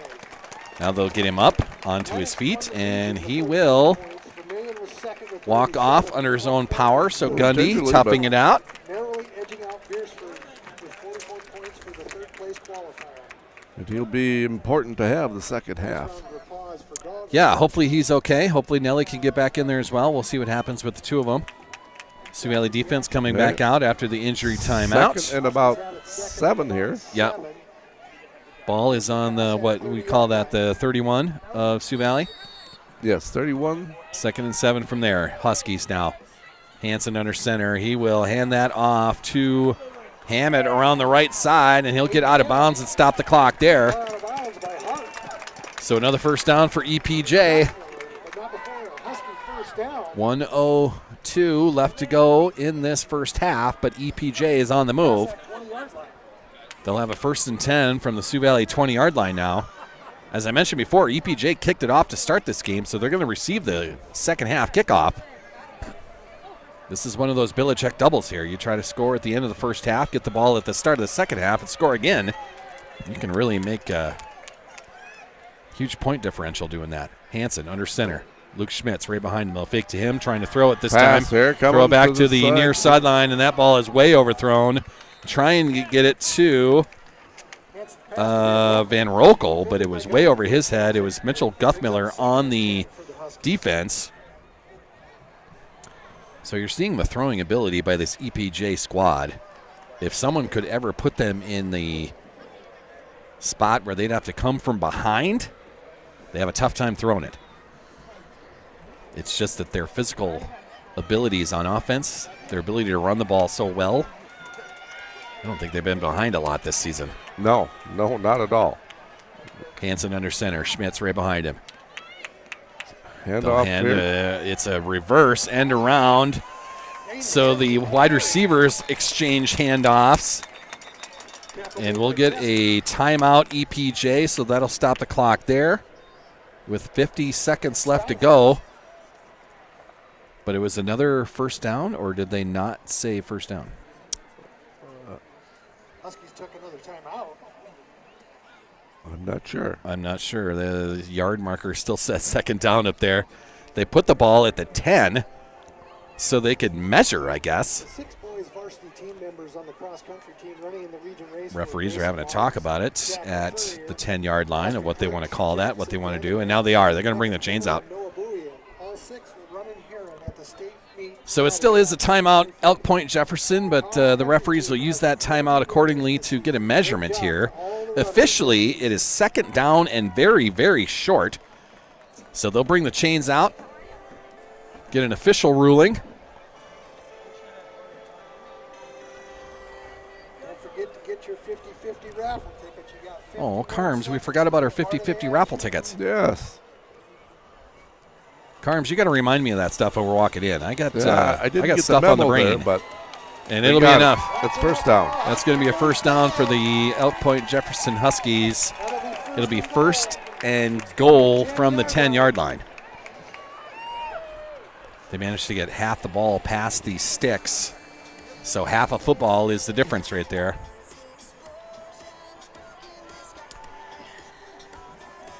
So EPJ trying to pull off the Patriot double, the Belichick double. They'll have Hanson under center. Luke Schmitz behind him, Bo Schmitz to his left. The offset eye. They'll hand it to the wide receiver coming around left side. He'll be brought down at about the 8. Mitchell Guthmiller on the tackle. Broden Teskey there as well. Kind of tripped him up first, but yeah. That was good Aiden job. Hammett. This is going to do a hurry-up offense now. Same formation, just reverse. They'll hand it to Schmitz right up the middle. He'll get down to the 5-yard line, and it'll be a timeout EPJ. That'll stop the clock there. 3rd and goal from the 5-yard line coming up.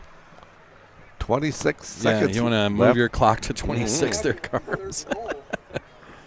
We'll get you all trained up on the scoreboard yet.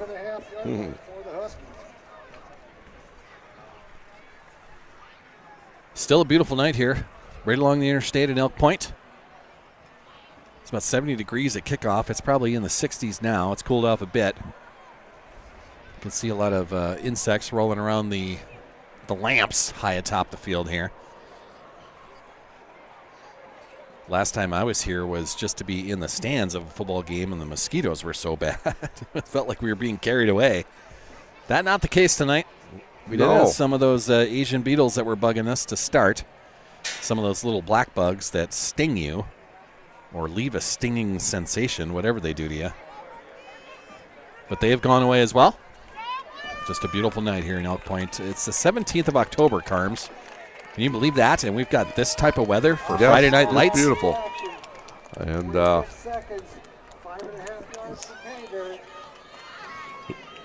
see if we can make a defensive stand right here. Kind of have to. 26 seconds left. With EPJ getting the second half kickoff to start, you kind of have to keep them out of the end zone here. 3rd and goal from about the 5-yard line. Sioux Valley trying to make a stop.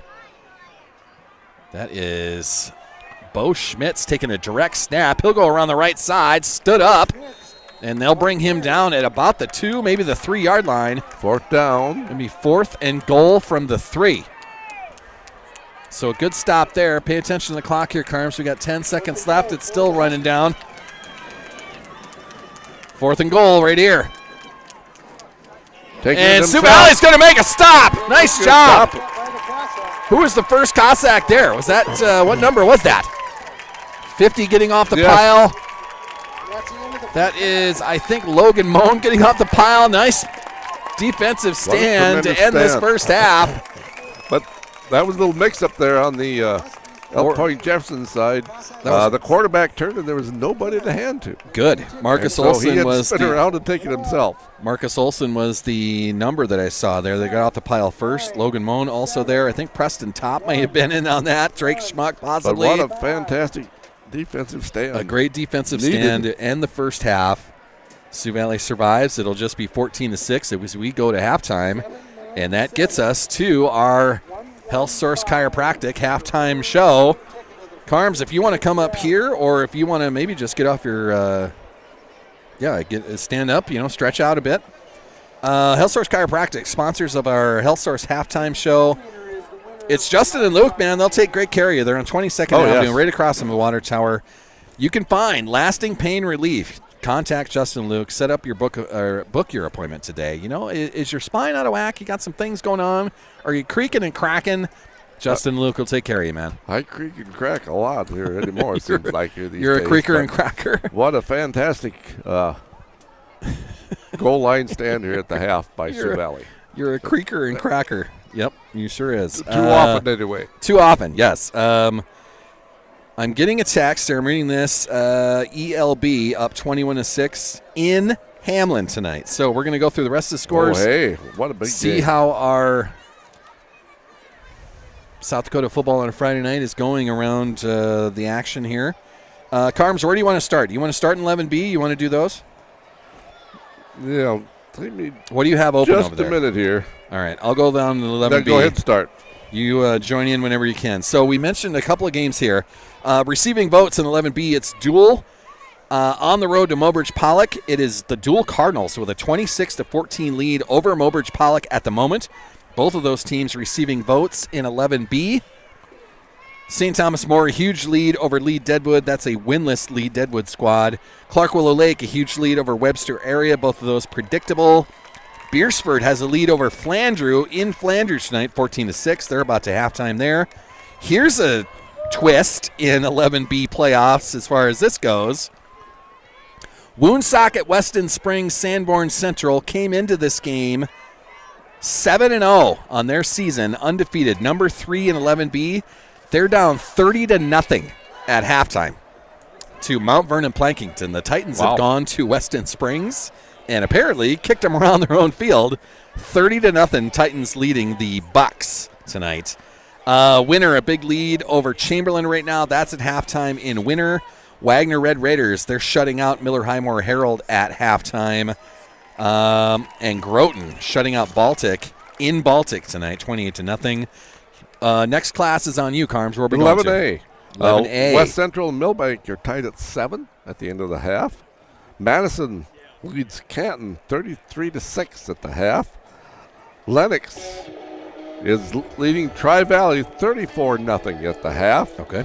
And in the battle of 1 and 2, Sioux Falls Christian 17, Del Rapids 7. Here just before the half. Yeah, we'll have to pay attention to that as we go through the second half. Vermilion That's leads an interesting Dakota one there. Valley 14-0. Rapid City Christian 28, Custer 3.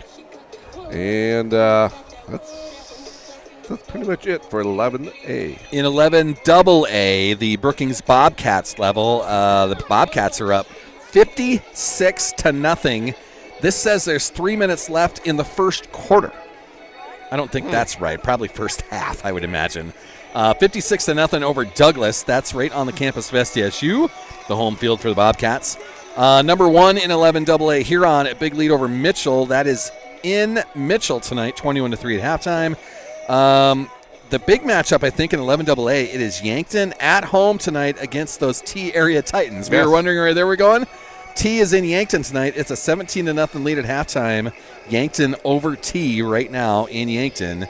And then out west that we don't have an update for, number 4 Spearfish playing host to number 3 Pier in 11AA. So we don't have an update on that at the moment. We'll see what happens with that. Where do you want to go? Where are you heading to? I'm at 9AA. Okay. Garrettson leads Chester area 42-22 with 7 minutes left. Give me the good one in 9AA, Carms. And the good one, the really good one? Yeah. Give me the good one. Elkton Lake Benton 28. They're number 3. Number 2 Hamlin 6. Nice. And that's at Hamlin. That's at the Hamlin Education Center. It sure is. The halftime. Winner of that gets the number 2 seed in 9AA. So we'll pay attention to what happens with that. Anything else in 9AA that you got there? Viborg Hurley leads Howard 16-8 at the end of the first half. So that's a real close game. And that's about it for close games. DeSmet leads Esteline Hendricks 22-0 at half. Okay. Parkston leads Gregory 36-0 at the end of the half. Garrettson leads Chester area 42-22. Let me give you this one. We paid attention to this in the pregame. Marion Freeman Academy, number 1 in 9AA, taking on number 1 in 9B, the Avon Pirates. This is in Freeman tonight, and it's Freeman all over Avon tonight, 36-8. That is early in the third quarter. That was one of those that we were given a preview of in the pregame tonight. The rest of the action in 9B, Del Rapids St. Mary, they're at home tonight against Sioux Falls Lutheran. They've got a 6-0 lead at halftime. Platte Geddes down 2 at home to Corsica Stickney, 14-12 at halftime. Centerville's got a lead over Burke, 20-6 tonight. Arlington behind in Hitchcock. That's a 16-14 match at halftime in 9B action. The Hanson Beavers beating Canastota in Canastota, 19-6 at halftime. 1 versus 1 right there. Sully Butte's a big lead. Falkton a big lead. Coleman Egan, our friends at Coleman Egan, they've got a big lead at home against the Sharks, 38-14 over Iroquois Lake Preston. That's about it as far as friendly faces in 9B. Yeah. Where are you heading to? In 9A, Castlewood leads Dubrook 54-8. Okay. Just before halftime. DeSmet over Esteline Hendricks 22-0. In Dubrook's defense for that score that's right there, Dubrook is so beat up that they had to forfeit last week against ELB because they couldn't field a football team. So they are beat up. Not helping the Dolphins out at all, but they are injured in Dubrook. Number 2, Warner, here in 9A, leads Leola Frederick 6-0 at the half. So there's a close game. Centerville over Burke 20-6 at the half. Corsica Stickney 14, Platte Geddes 12 at the half. So as we came into the 11B standings tonight, let me just run this down. EPJ, the number 1 team, they're tied at the top with St. Thomas More as far as the playoff points go in 11B. So that's 1-1, EPJ and St. Thomas More. Coming in at 3, there's a tie there in Woonsocket, Weston Springs, Sanborn Central down 30-0 right now. Yes. Is a big deal trying to get that 3 seed. Clark Willow Lake also there at 6-1 in the 3 spot. Wagner comes in at 5. The Dual Cardinals come in at 6, and then our Sioux Valley Cossacks right there at number 7. Depending on how this turns out with Woonsocket, Weston Springs, Sanborn Central getting kicked around on their home field, we'll see how those playoff points shake out, but at the moment it'd be Sioux Valley against Mobridge Pollock in Volga. But we've got some things that are going on, including Mobridge Pollock getting beat at home right now. Yes. So we've got some things to talk about when we do the coaches show on Monday night, see how this all plays out. In the 9AA ranks, I gave you that. ELB, it's a huge race for the 2 seed in 9AA. Elkton Lake Benton winning on the road in Hamlin tonight. ELB trying to get an 8-1 record in their regular season. Is there a little revenge factor there maybe from last year? Yeah, there is, because ELB had to go through Hamlin twice last year. Yes. So it was the regular season finale in Elkton. Hamlin wins that. That's what forced the semifinal game in Hamlin, and it was Hamlin that came out on top of that. Yes. So, yeah, kick them around a little bit. It's revenge time against those Hamlin Chargers. Go ELB. That's the battle for number 2 in 9AA. In the 11A ranks at Sioux Falls Christian, they have the lead over Del Rapids right now. That's 1-2 in 11A. West Central coming in at 3, Madison the 4, and Lennox and Tri-Valley tied for the 5 spot. Now, once you get to 11A and above, only 8 teams go, so it's a little tighter once you get to the bottom of that. We'll see how that plays out as well. Avon getting kicked around in 9B right now might be a big deal as far as the playoff points in 9B. It's Del Rapids St. Mary, the 1 in 9B. Avon, the 2. Falkton has a big lead right now. They're at the number 3 spot. Sully Butte's the same. They've got a big lead. They're at the 4. Harriet Selby comes in at 5, and our friends at Coleman Egan come in at 6 in 9B. Coleman Egan winning right now at home. So we'll see how that plays out. In the 9A ranks, it's Wall. They're running away with 9A football. The Warner Monarchs are there, but I don't know if they can keep up with them if they would ever meet each other. Phillip brings in the 3 spot. Ipswich and Alcester Hudson round out that top 5. Castlewood, who we mentioned, has a big lead over Dubuque tonight. They're at the 8 spot right now, beating up on a Dubuque team that is so injured that they barely fielded team this week. They had to forfeit last week because of that. That's kind of a wraparound about the action going around South Dakota right now. I feel like we've got 4.5 minutes left to here to go here. Oh, we can find something to chat about here, right? Oh, yeah. On our local side of things for Sioux Valley, it's the last regular season game. It's playoffs that start up next week. I'm going to try to find some sort of just day schedule of that. For competitive cheer, they've got one competition left. They're going to go to Lake Preston on the 19th, I think is what I saw. That'd be Sunday? Does that make sense? Maybe it's Monday. I'm not sure. Maybe it's Monday, the 20th. Probably Monday. And then their state meets competition would be Friday night in Watertown. So if you have, some want and some gumption to get up to Watertown, I kind of do too. I don't know if there's football that night. We got to check our schedules here in a little bit. That'd be fun to go see that competition. Maybe find a way to put that on this right here, the old iPad, and do it that way. We'll see what happens with that. Let me clear this out, clear that out. We'll bring this back up. And then I got to reach into my bag of goodies behind me, Carms, and get our schedules out and find out when the first night of football playoffs is going to start. And I would ask someone to give me a text, but I don't have access to my phone anymore, as we've got to fire up our scoreboard, and that's on my phone. So let me bust out my schedule here. Cross country also coming up. Their state meet next Saturday. That's in Huron. You can cheer on our boys and girls there. I believe that's at the isn't that at the golf course in Huron? Broad Creek, yes, something like that? I believe so. So, yeah, lots of things going on here. Busting out my trusty schedule that is going to tell us the first round of the playoffs is the 23rd. That's Thursday night, Carm. So it's a Thursday night first night. At the moment, Sioux Valley is hosting, but we'll see how the rest of 11B shakes out tonight. We'll know more for sure over the weekend, and we'll talk about it at the Monday Coaches Show at CC's Bar and Grill, 7 o'clock on Mondays. So the 23rd, first round of the playoffs for football. 24th, that's Friday night. That's when competitive cheers up in Watertown for their state meet. And then the 25th is cross-country in Huron, the state competition there. So if you want to, you can get to all three of them if you're really up for it. Our volleyball squad, another tough loss. That was last night in Baltic. They're on their way to Millbank in the morning. Now, it's a tournament that starts at 9 a.m. officially in Millbank. I don't know if that's when Sioux Valley starts. And I have to work this weekend, so I don't get to go, unfortunately. So I will not be covering the Millbank tournament, but that was fun last year. That was maybe the second thing we put on Sal's Media as the career got going. But the volleyball squad trying to get on the winning side of things.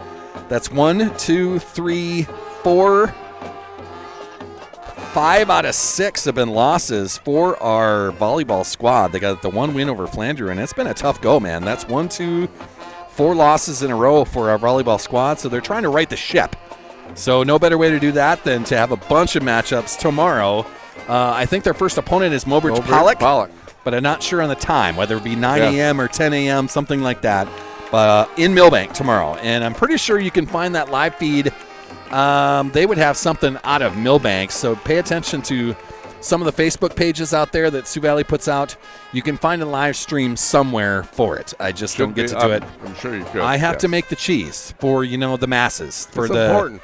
For the, for the kids of the world, I have to make the cheese. You're the cheese whiz here, baby. You're the master. I'm a cheese something, all right, Carms. Oh. So, that's our look around what Sioux Valley has going on. Thanks for paying attention and following along. Thank you, Health Source Chiropractic, for sponsoring our halftime shows. We've got about 28 seconds left on the clock. The teams are going to do some last-minute warm-ups and be back at it. We've got a second half coming up, Carms. How you doing so far? You doing okay? You warm enough down there? Oh, absolutely. Do we need a blanket for you or anything? Do we need to... No, doing just fine. And do you need a hot dog? Someone get Carms a hot dog. Would you? Somebody? Anyone? All right. No, we'll be okay. All right, fine. Yeah, we can get by without that for now.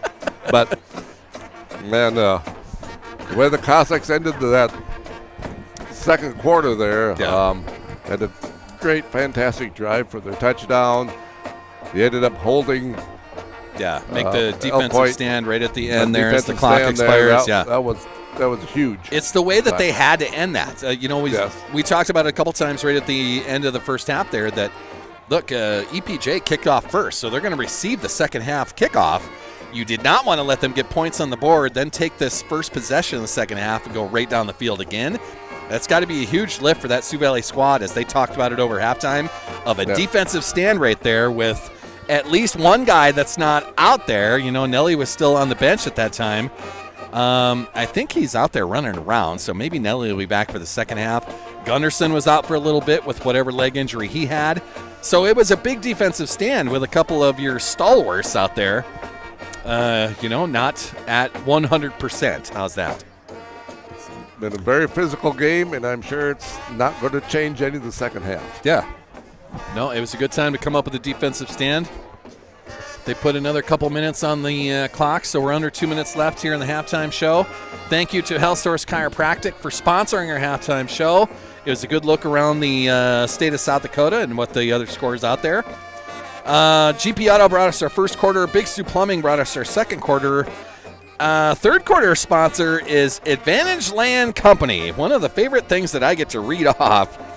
Advantage Land Company, an amazing real estate and auction business in downtown Brookings. Carms, expose your dirt. If you can't do that, at least clean it. Call Jackson and Megan to take care of any real estate or auction needs that you have.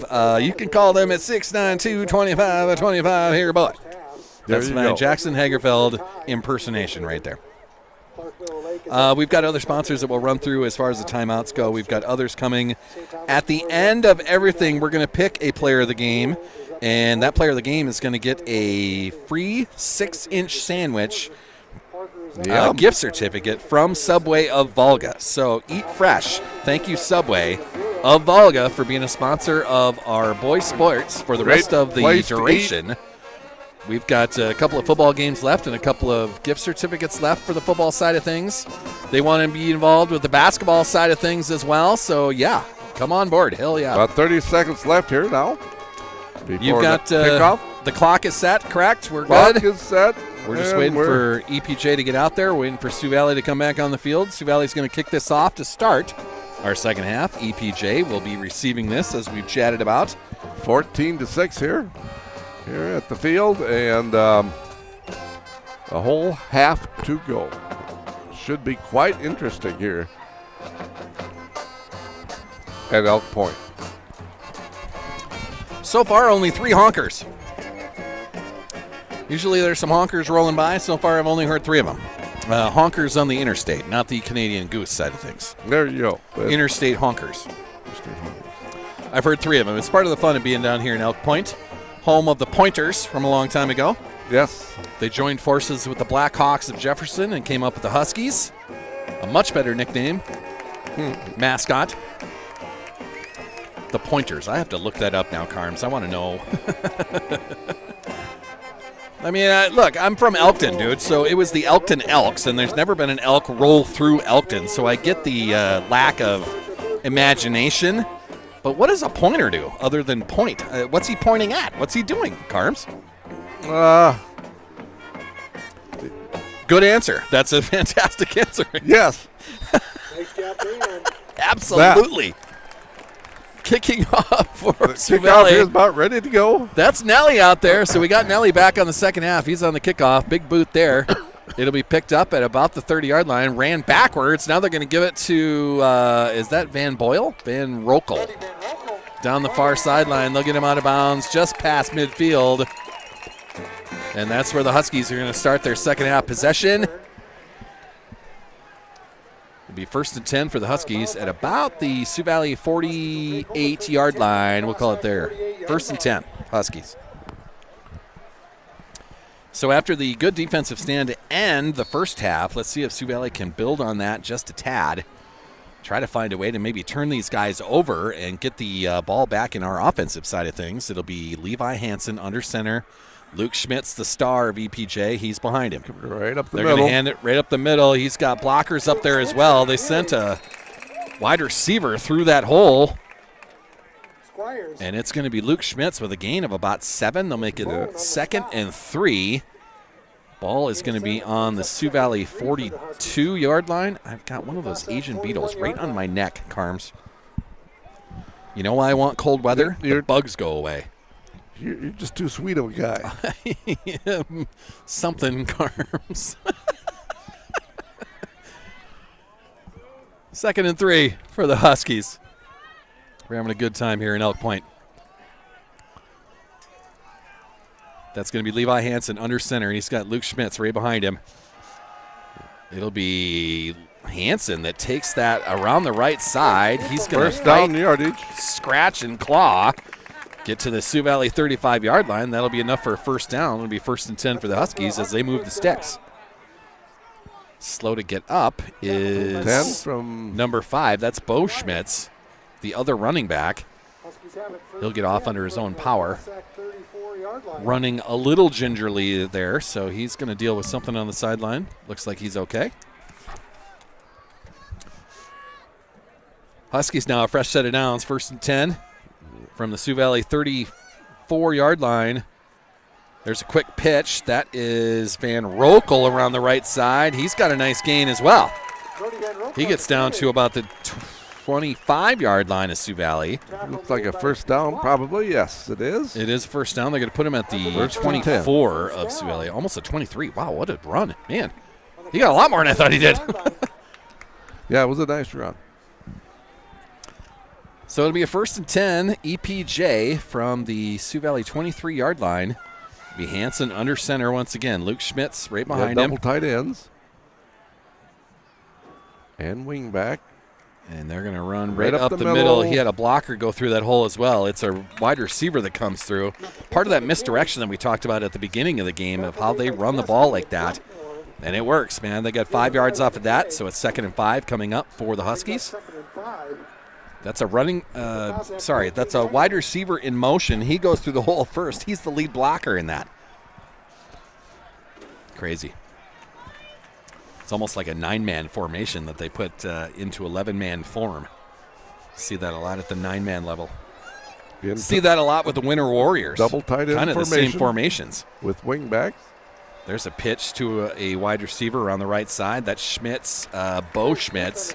And he'll be close to a first down at about the 13-yard line of Sioux Valley. Just short. They're going to say he's short. 3rd and 1 coming up. 3rd and about a foot. Actually, they're going to stop the clock, and then they'll not even take a look, not even measure. Just first down. There you go. All right. So EPJ still on the move. They're going to start the clock back up. Hansen under center. Luke Schmitz behind him. 2 receivers out there. They'll hand it to Schmitz right up the middle. And we've got a flag down, so that'll stop the clock, Carms. And do we have some motion? Maybe an illegal formation again this time? That was enough to stop the play, so this has to be offensive, I think. Referee's having a conversation about it. Now we'll get our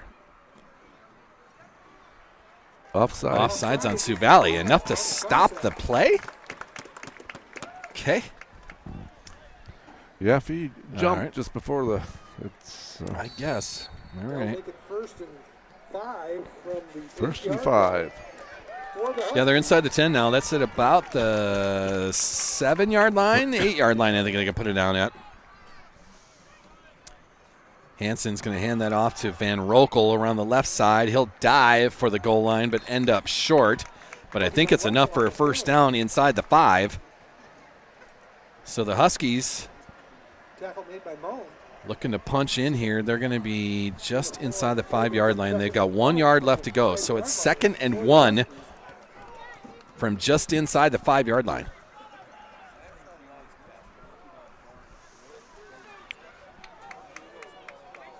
Huskies can still get a first down here. Hansen under center. Schmitz behind him. They'll hand it to Schmitz right up the middle. He's got enough for a first down, but they're going to keep him out of the end zone. They're going to place him down just outside the goal line, but it'll be 1st and goal from there for the Huskies. This Schmitz kid, he's been very good tonight. He's a big running back, man. I mean, we're talking a special player. We're talking a fullback as they put him, but he's a running back, man. Number 40, Luke Schmitz, is 6'3" and 225 pounds. That is a load to bring down. I remember a Hot Springs team that came through a couple years ago in the playoffs, and they had a huge running back that just creates problems for your defense. EPJ's been living on it all night long. So 1st and goal from the 1. Hansen under center. He'll just hand it off to Luke Schmitz, and he powers his way into the goal line, into the end zone, and it'll make it 20-6 EPJ. Just not a lot you can do there. They've got a lot of beef on that offensive line. You're just running right behind them.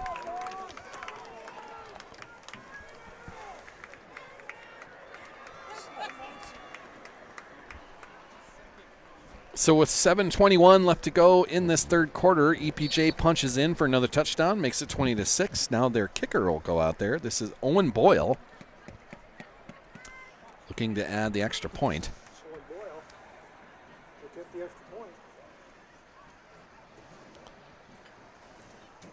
Bad snap. He does get a foot on it. Yeah, it does go over. And it was long enough. And that'll make it 21-6 EPJ. So they take the second half kickoff and roll right down the field. Heavy with Luke Schmitz. They did have a couple of end arounds that worked well as that offense putting things together. So now Sioux Valley has to answer. This will be their first try at the first possession of the second half. Trying to use that momentum of a 4th down stop to end the first half. See if they can't put in another long drive together.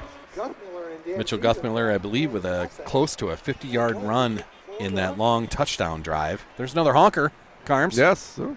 Put 4 honkers on the board.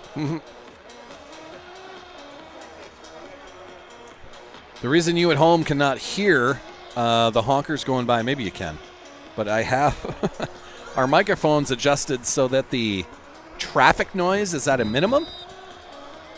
But officially, we've got 4 honkers that we can put on the chalkboard. Kicking for the Huskies, this is Owen Boyle. He'll put all of a foot into that. It's going to be Dan Ziesen that takes that. He'll come straight up the middle, fights off one tackler, fights off another. Nice cut, and he'll be up to near the 40-yard line. Nice return, Braden Dan Ziesen. That's why guys don't want to kick it to Braden Dan Ziesen. He can do that. So Sioux Valley now will start possession number 1 in the second half. They're going to be on their own 38. So 1st and 10 from there.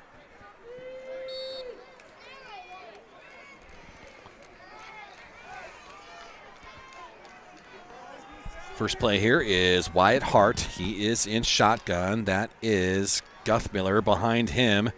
They're going to roll out to the right, pitch to Guthmiller. He's around the right side, trying to fight off a couple of tacklers, but can't do that. It'll be a loss of 2, maybe? Charlie Suing with the stop. Loss of 1 officially. They're going to say it's no. They gave him 2 there. The yard marker guy just confused me. He moved for a second time. So 2nd and 12 coming up for Sioux Valley. 2nd and 12. He's got to stay put. Find one spot and stay there. Wyatt Hart in shotgun. That is Guthmiller on the handoff. Around the right side, fighting for yards. He stood up at the original line of scrimmage. Maybe got 3 out of that. Be 3rd and a long 9 here for Sioux Valley.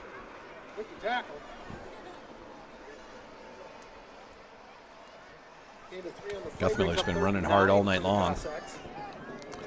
And it always looks like he's not running hard, but his strides are so long. It's like if you're a Vikings fan, Robert Smith back in the day. He never looked like he was running hard, but his strides were so long. He covered so much ground. Makes it look effortless. Wyatt Hart in shotgun. He'll keep that, run straight up the middle, fight for yards. He'll get to the 45. That's going to be short by about 3 yards. 4th and 3 coming up.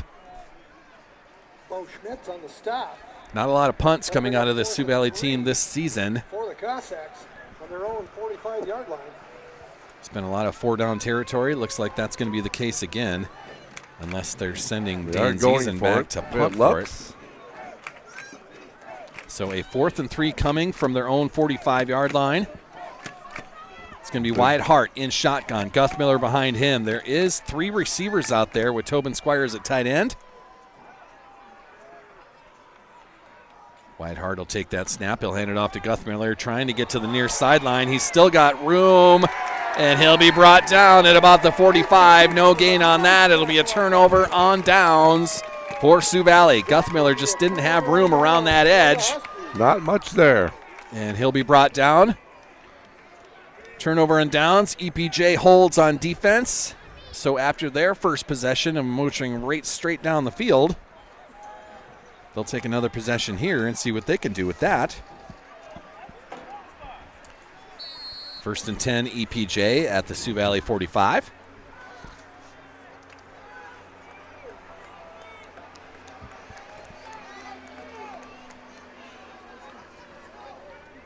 (21-6) our score, Carms. Hansen under center. That's Luke Schmitz right behind him. They'll bring a man in motion, hand it to Schmitz. That's Pete Top. Tackle. Preston Top, first to meet him there, and that'll be a loss of 1 at least. No gain is what they'll say. He got to the original line of scrimmage, so 2nd and 10 coming from the 45. Pete Top. Preston Top, the big senior. First one to make contact, and then his teammates helped him out. One of the few times that they've held Luke Schmitz to no gain on a running play tonight. Yes, that was a fantastic tackle. P-Top busted through, makes the stop, brings 2nd and 10 for the Huskies. Same formation, Hansen under center. Double couple wing. of H-backs. Luke Schmitz, they'll hand it on a reverse.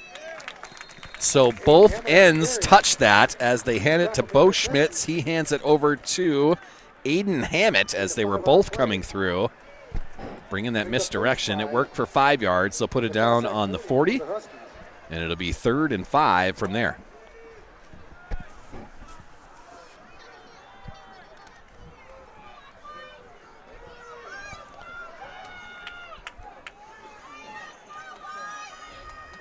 Levi Hansen under center.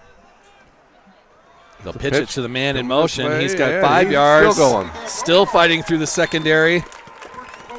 And he'll get inside the 30-yard line. They're going to put him down at, what, the 27 there, Carms? 28. Yes, 20. Yeah, about the 27. Again, Mitch Guthmiller on the tackle. Yeah, they'll put him down at the 28. So it's going to be 1st and 10 from the 28-yard line for EPJ. Guthmiller was there for the tackle? All right. Yes. I'd write that down, but we don't have our stat keeper with us today. He's stat keeping from afar. Hansen under center. Luke Schmitz behind him. 2 wing backs. 1 man in motion. He'll go right through the hole. Luke Schmitz trying to get through up the middle. He'll be pushed backwards. The big defensive line of Sioux Valley holds on that play. It is P-Top that was the first one to be there again. Preston Top having a nice night on the defensive line. Let's keep him in mind as far as a free sandwich goes. I mean, we could give one to Mitchell Guthmiller, but we could do that every week. And I think Mitchell's got 2 of them already. So a 2nd and 10 coming for EPJ from the Sioux Valley 28-yard line. They hand it to a man in motion, but they're going to blow that dead. I think we had offensive motion that time. I think the other left a little Yeah, soon. we've got a false start that time. So somebody on the EPJ side moved. That'll replay 2nd down, but it'll be 2nd and 15 this time.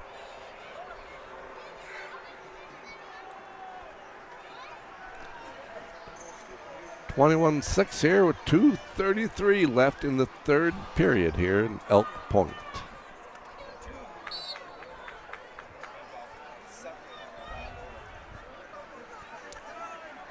So 2nd and 15 coming for the Huskies. Hansen under center.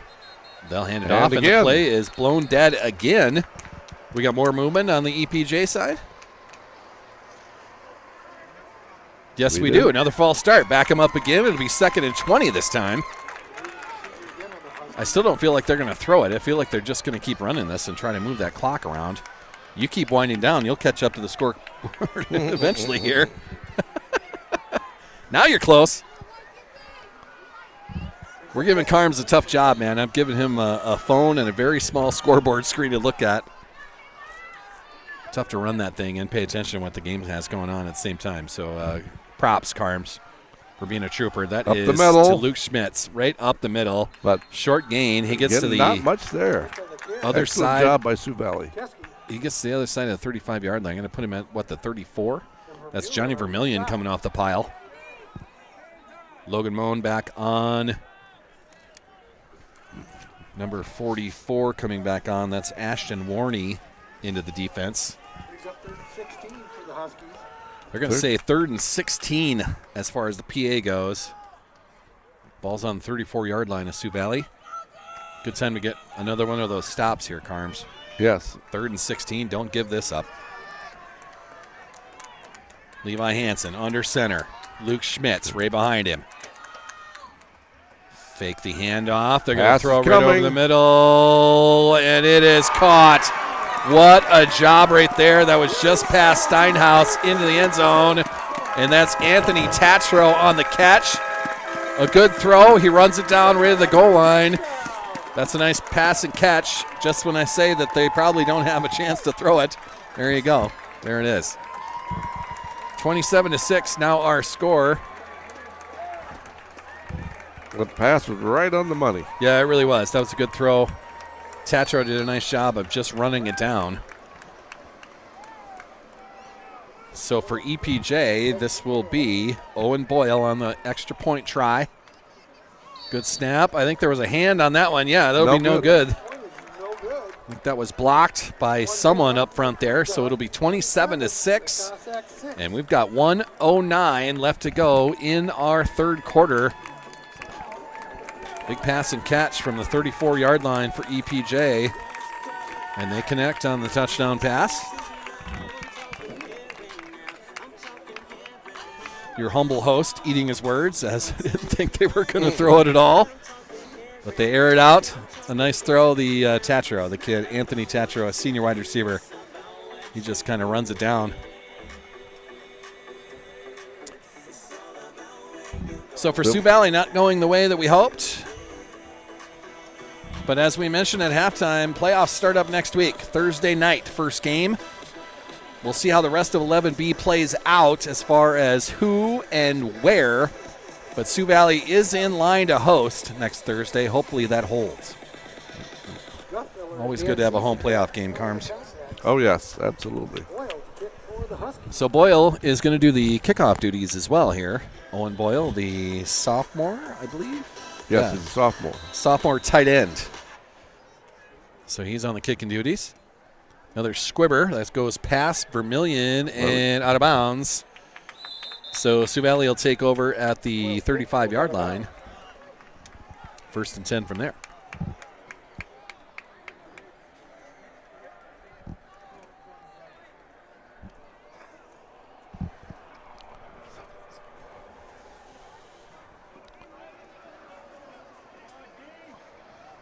Okay, first down here in the 35.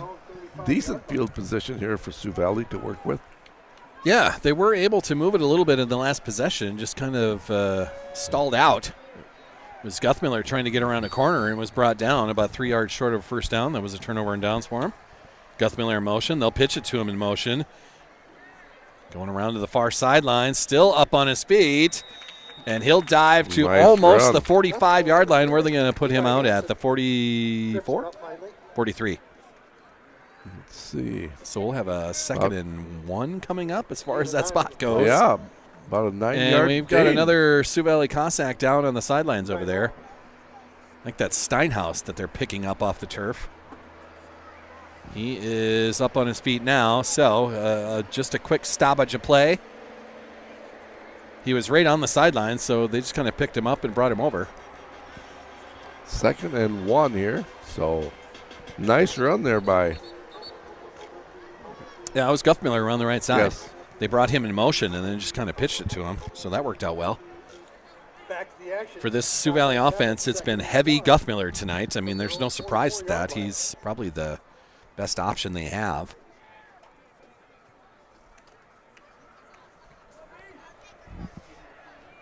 So this time it'll be Wyatt Hart in shotgun. Logan Moan to his left. We've got trips receivers to the left. Wyatt Hart fakes the pitch, and he'll take it up the middle, and he'll be brought down to the 45. I don't think he got it. It's going to be very close. I don't know if they want to measure that. It doesn't look like it. It's going to be third and, what, a foot? Yeah, it's just. It's just short. They got to get to the other side of that 45-yard line as far as the chains are concerned.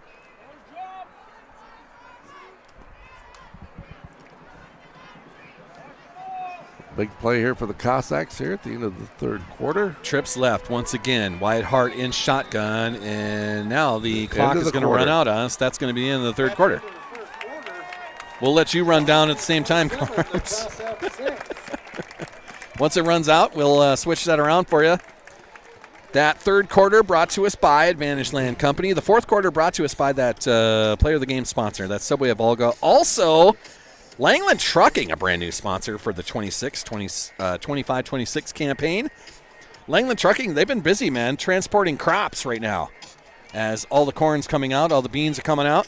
They've been busy, man. They're huge supporters of Sioux Valley Athletics and now a part of the Sauls Media there you go. Family. Do we call it family now? What do we want to do? The Sauls Media machine. Crazy adventure. What, there's something. I'll come up with something. We'll bring it up at the Monday Coaches Show. The Coaches Show Monday nights, we do that live at CC's Bar and Grill, also a fun sponsor of ours here on Sauls Media. So thank you to the Craddock family for allowing me to bring the traveling fun show into CC's on Monday nights and do a little coach's show from there. Fun conversations with the cheer squad so far, the volleyball team, a couple of football players in there. We brought the golf team in there right before they went to their state golf tournament down in Vermilion. They were fresh off of the region runner-up, which allowed them to go as a team. That was fun. Good conversations there. So for Sioux Valley now, this is coming out of the quarter break. We're about to start the fourth quarter. It's 27-6, a big lead for EPJ. This is third and about a foot. As I mentioned before, they got to get to the other side of that 45-yard line that you can see there. They'll have 2 tries to do it. We don't punt. There's been very few punts this whole season, Carms. How many do you remember? 3, maybe? Yes, almost none. Very, very few. Yeah, it's all 4-down territory type stuff. I don't know what the holdup is here. Oh, we're still on TV. That's why. We're still held up because we're on TV, Carm. Smile, we're on TV. Our TV is better. I think we're on some sort of Sioux City game of the week thing. I don't know what's going on. Kelloland is on the other side also. Oh, well, they just brought their own camera guy. We're live in Sioux City here, Carms. Hey. Because, we're a big deal, Carms. Trips left. Logan Moan in the backfield. They're going to pitch that out to Mitchell Guthmiller. He's passed the first down marker, play, gets it to execution. midfield, and that'll be a first down Sioux Valley to start the fourth quarter. Once again, the fourth quarter brought to us by Langland Trucking and Subway of Volga. Subway also sponsors of our player of the game. We want to thank Tropical Smoothie Cafe, another great sponsor of ours, Health Source Chiropractic, Bankstar for doing everything for us. First down now. Bellbrand's also a nice sponsor. CC's Bar and Grill. It's a lot of fun doing this. They're all part of it. Wyatt Hart in shotgun. They'll bring Guthmiller in motion. Now it's Wyatt Hart straight up the middle. He found some space. Gets across the 45. Some good yardage. Big run on second down there. So it'll bring up third and about 3 there, Carms? Yes. Ish. Ball's on the 3 yards EPJ 43-yard line. They got to get to the 40.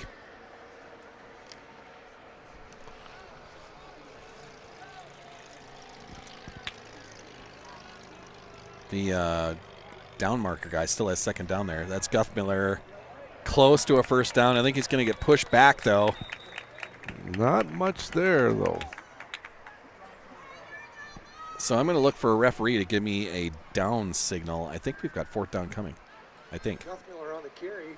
Hires and Hines on the stop. Gain of a yard brings up 3rd and 2 for the Third and 2 officially. All right, there we go. So third down coming. 3rd and 2. 2 yards to go. You got trips here to the right. It's almost 3 yards the way they have it set up. They've got to get to the 40-yard line. Trips to the right. Wyatt Hart takes that. He'll take it around the right side, up the middle, Nice spins take. and dives. Blasted. But he's got enough for a first down. So Sioux Valley will move the chains here, get inside the 40-yard line to about the 36, 37 of EPJ. The Husky 37-yard line.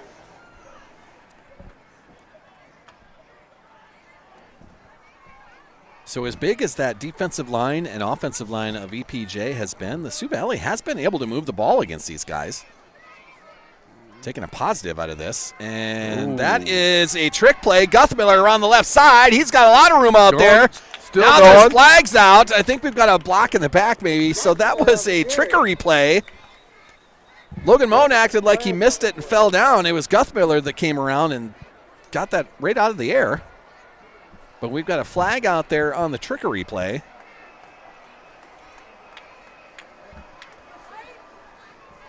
See what this call is. I think it was a block down the field. Perhaps in the back, perhaps a hold, perhaps something. We've got a holding down the field. So that's on the Cossacks. That's going to back it up a little bit. But it should be a repeat of first down from the 35-yard line. So it'll be 1st and 8. About 1st and 8. 1st and 8 after the holding call. Doesn't happen very often. For Sioux Valley, we've got Twins to the right, another receiver on the far sideline. They bring Dan Ziesen in a little bit. That's Wyatt Hart in shotgun with Logan Moen right behind him. Fake to Moen. They're going to throw it over the middle. That's Dan Ziesen running it down. Fighting off a defender. Touchdown, Sioux Valley. Braden Dan Ziesen. Touchdown pass. From 35 yards out. Nice pitch and catch. Wyatt Hart with a great throw. Dan Ziesen ran it down. You actually have to fight off that defender. So a nice touchdown there.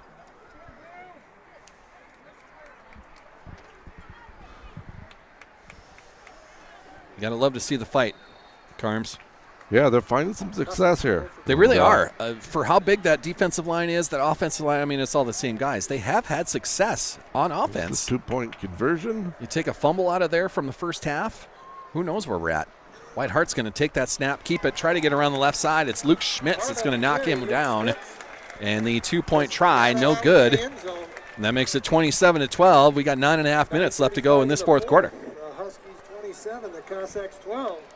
But a nice drive, ending up with a nice touchdown pass to Braden Dan Ziesen.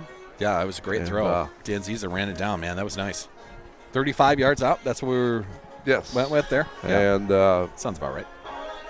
You know, nice pitch and catch, man. They're showing in spurts that they can move the ball against the best of it. Against one of the best teams in 11B. You know, I don't know about one of the best teams in South Dakota by any means, but in this class, yeah. In this class, yes. Look, man, we played St. Thomas More right to the finish to start the season. This is kind of the same way. You take that fumble out of the first half possessions, and who knows where Sioux Valley's at right now, man. Look, we gave a game away to Clark Willow Lake during the season. The Dual Cardinals, they were throwing it all over the place in the second half. This season could be a lot prettier than the 4-4 record that we're looking at right now, unless we can get a turnover or two and really start scoring in a hurry. Mitchell Guthmiller's been great tonight. That was Wyatt Hart with a great throw. Dan Ziesen ran that down. This will be Dan Ziesen on the kickoff, as Nelly might be done for the night. I'm not sure.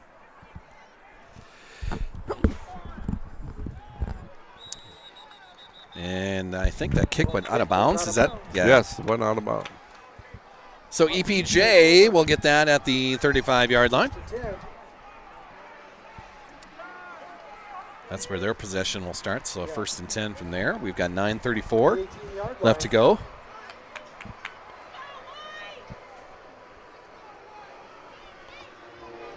To get back in this, Sioux Valley needs a turnover right now. So someone's going to have to stand Luke Schmitz up, and then a second teammate is going to have to start ripping at that football. We got to get a turnover right now. Down 2 scores and 9.5 minutes to go. You got to make something happen out here. Otherwise, they're just going to run Luke Schmitz the rest of the game. There is a toss to an H-back around the right side. He doesn't have much, if anything. Yeah, decent job by the Cossack defense there. They're going to give him 2, Carms. It'll be 2nd and 8 coming up for EPJ. I think you're letting the scoreboard catch up to you. There you go. Anyway, Carms. Oh, another honker. Carms, put it on the board. Yes. Number 5? That's number 5. Big livestock transport truck. Honking away as he goes down I-29 right past this football field. I'm going to back that off just so it's not in and out. That'll be a handoff. That's, oh boy, he's got a lot of space down the far sideline. That's just an end around to Bo Schmitz, and he will take it the distance. That is a run of, is that 70-plus yards, Carm? Yes. 75 yards? Oh boy. That was not in my plans. That's the opposite of making a stop and getting a turnover. Yeah, so nice play by Bo Schmitz. He was the wide receiver on the left side. He just was kind of an end around, found a hole on the far sideline, and then showed off the speed. Once he turned the corner, he was gone. Bo Schmitz, a senior defensive back, wide receiver. They have him listed as a running back as well. 5'8", 165 pounds. Showing off his sprinting ability down the far sideline. It was a good snap, good hold, and then we're going to call that good. So it'll be 34-12, a lead by EPJ. Here in Elk Point, the regular season finale. Both squads with high hopes in the playoffs. 8 minutes, 38 seconds to go. EPJ trying to end their 2025 campaign undefeated as they go to the playoffs. Right now they're tied with St. Thomas More for top spot in 11B. We'll see how that plays out. We'll have a little update in the post-game show, and then we'll get out of here, man. I got to work in the morning. We're 115 miles away.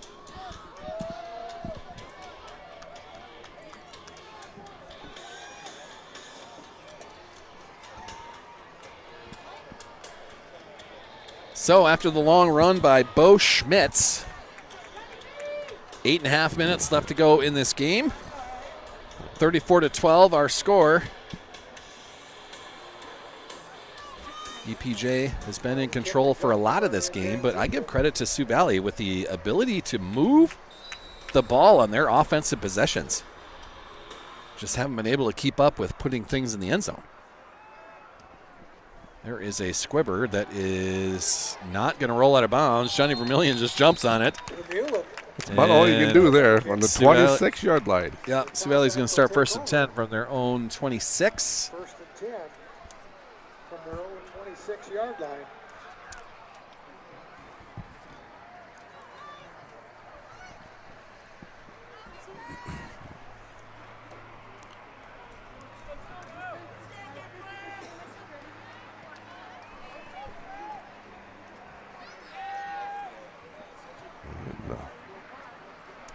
Trying to get everything situated here. I think we've got the right football out there now. Yeah. That's good. So 1st and 10 for our Cossacks. Their own 26. Wyatt Hart in shotgun. He's got Guthmiller behind him. 3 receivers out there. Wyatt Hart's going to take that snap. He'll pitch it out to Guthmiller, far sideline. Guthmiller spins. He's got a first down. Still going. Guthmiller finds some space out there. Still going down the far sideline. They'll push him out inside the 30. Mitchell Guthmiller with a 50-yard gain. His second 50-yarder of the night.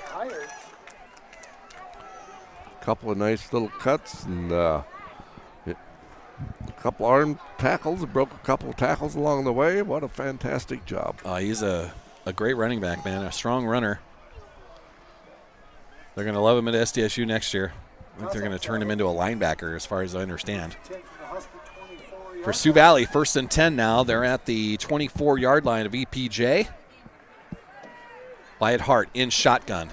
Logan Moan to his left. He'll take that snap, throw it out to Mitchell Guthmiller. He holds on to it, gets inside the 25, but just nowhere to go there. He had to reach for that catch. Kind of put his body in a tough spot there, and glad he got up from that without limping around or anything.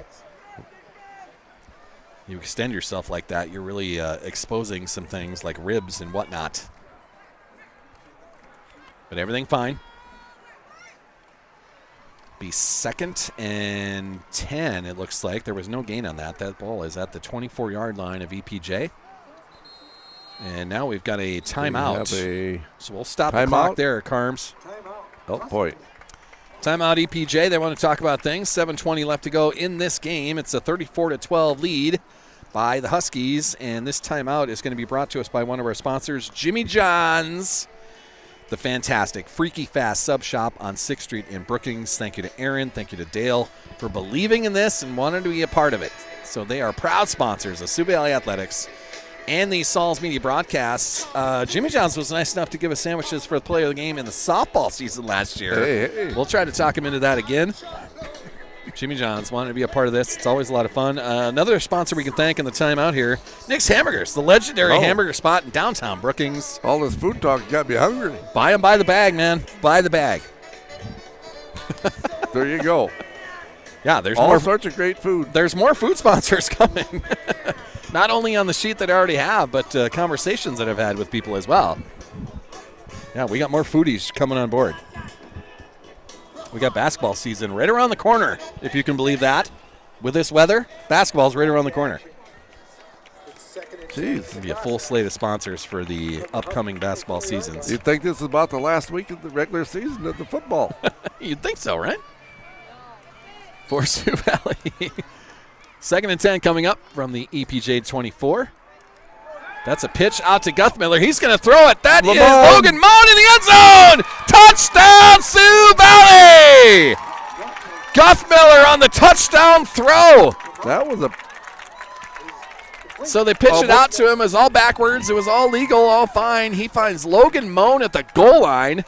Then he falls into the end zone. So Sioux Valley not done.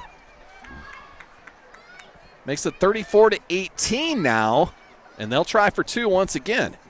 You haven't seen too much trickery from Sioux Valley, but that's the one they pulled out of the bag there. That was trickery right there. We like it. Whitehart is in shotgun. He's got Logan Moan next to him. That's Guthmiller in motion. Fake it to him. No, they hand it off to Guthmiller. He'll take it around the left side. Dive for the goal line. He's in. 2-point conversion is successful.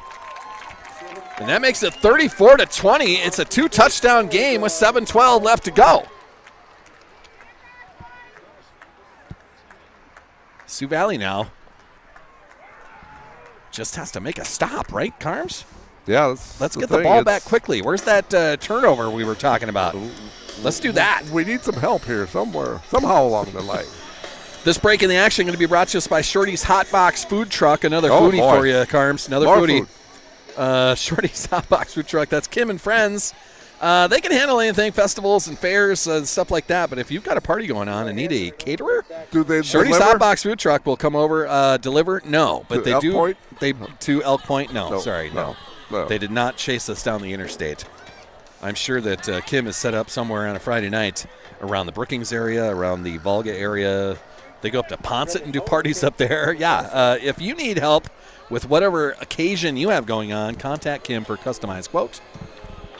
Shorty's Hot Box Food Truck, another proud sponsor of Sioux Valley Athletics and the Sauls Media broadcasts. That's a big touchdown, Carms. Yes. Guthmiller on the throw from 24 yards number out. 3, that's Brendan Moe. Looks like who that is. Taking the kickoff. On the kick. Squib. And it'll be a squibber by Moe. Picked up, brought into the middle of the field, and that'll be Weston Pitts on the throwdown. 7:07 left in the game. So that's where EPJ is going to fire up. They're at the 43-yard line is where they're going to put that down. I think the referee just confused me and amongst everyone else. 44-yard line is where he settles on. 1st and 10 there for the Huskies. Got to get that turnover right now, Carms. Just over 7 minutes left in this game. It's still a 2-touchdown affair. Gives Sioux Valley a lot of credit for the fight, staying in this, kicking, scratching, clawing. They've had several really nice drives here. That was a pitch to Guthmiller, who hasn't thrown a pass all season, and they busted out against EPJ for a 24-yard score to Logan Moan.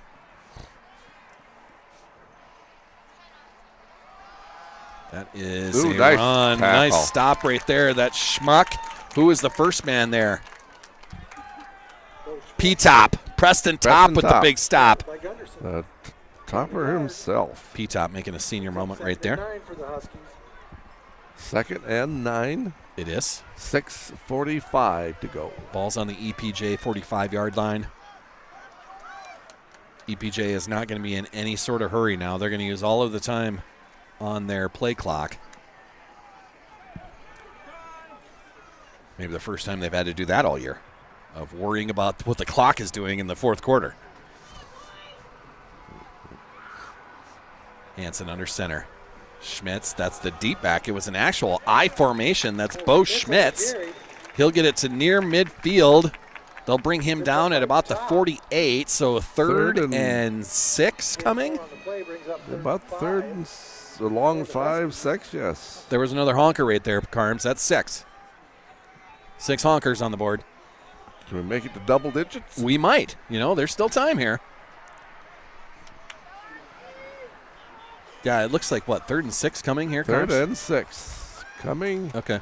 And you have a double tight end alignment, power lineup. Yeah, and that's a real I formation now this time. Yes. It's Schmitz and Straight Schmitz. I. It's Bo Schmitz all the way back. And they'll hand it to him. A little motion out there. And Bo he's Schmitz got has it. got enough. He's across the 45. still Now he's going. still on his feet, and he's sprinting down the far sideline. Dan Ziesen trying to run him down, but he's going to get inside that goal line on the pylon. To the house. So they had him stopped at about the Sioux Valley 45-yard line. He spun out of it, got to the far sideline, and took it down the far sideline. Yeah. What a Somehow combo he- that running back combo is. You know, Yes. it's Luke Schmitz that brings the power to it. He's 6'3", 225.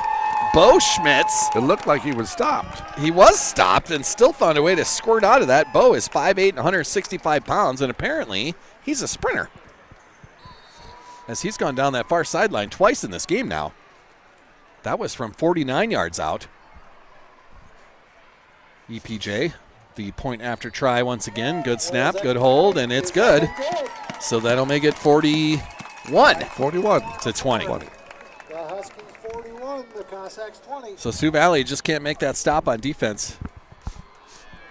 They're able to move the ball against this big defensive line, but just cannot make that stop. EPJ showing why they are one of the top teams in 11B, if not the top team in 11B. The playoff point says they're tied with St. Thomas More. The media polls have them at number 1. And we're seeing why tonight, man. It's senior-led. It's senior size out there as well. Lots of senior size. And this Luke Schmitz running back, we're probably looking at an all-stater here.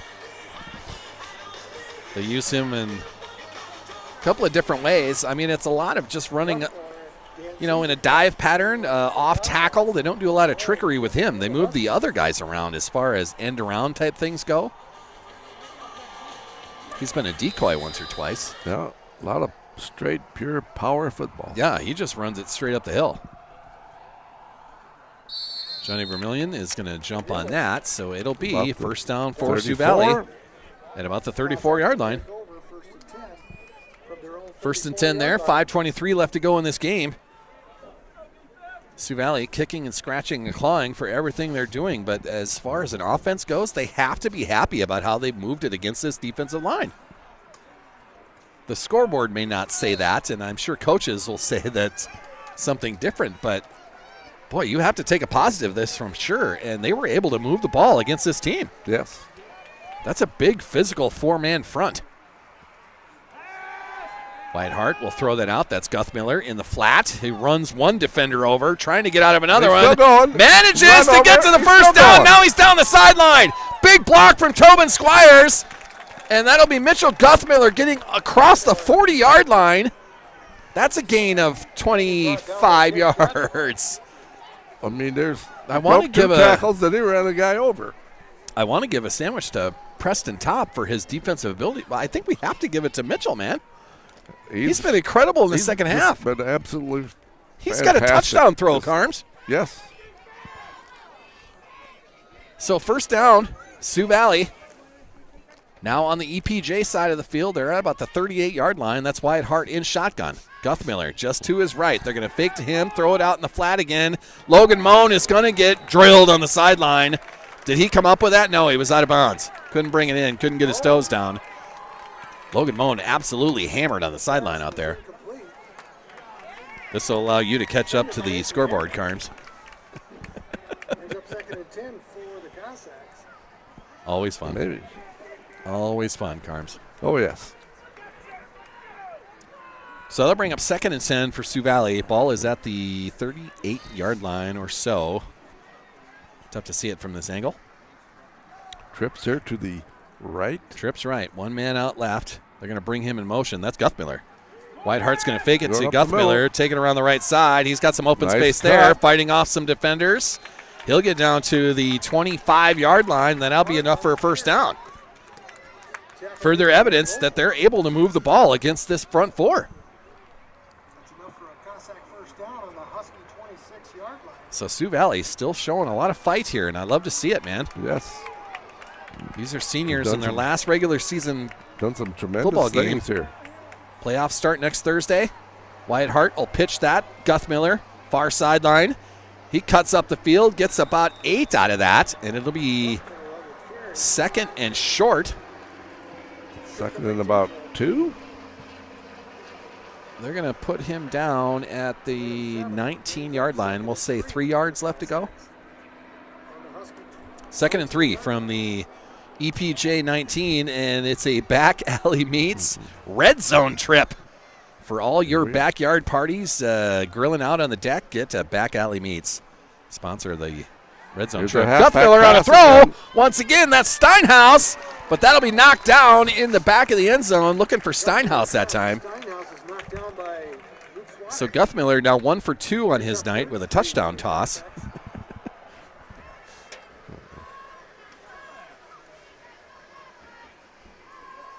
.335 to play. 41-20, Elk Point Jefferson. 3rd and 3. Sioux Valley still fighting, scratching, clawing. Wyatt Hart will take that shotgun snap. He'll fake the pitch and then take it straight up the middle. It's enough for a first down. He gets across the 15, I think, right? Right at the 15, but it's enough for a first down. They're going to move the chains. So a 1st and 10 now just outside the 15-yard line. 3:20 left to go in this game.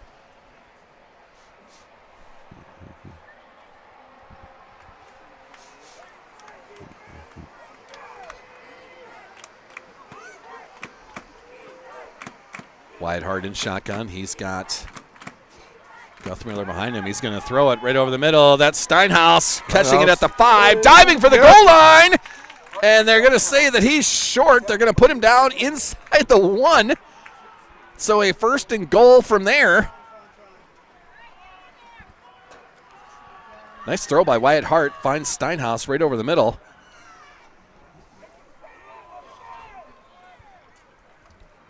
.249. Clock still ticking away. They're knocking on the door here. 1st and goal from the 1, Carms. Wyatt Hart in shotgun. That's Guthmiller in motion. They'll pitch to him around the left side. Looking to find the edge, and he'll be pushed out. So at the 1-yard line, I believe, is where they're going to spot that. It'll be 2nd and goal from there. They're going to put it at the 2-yard line this time. So 2nd and goal from the 2.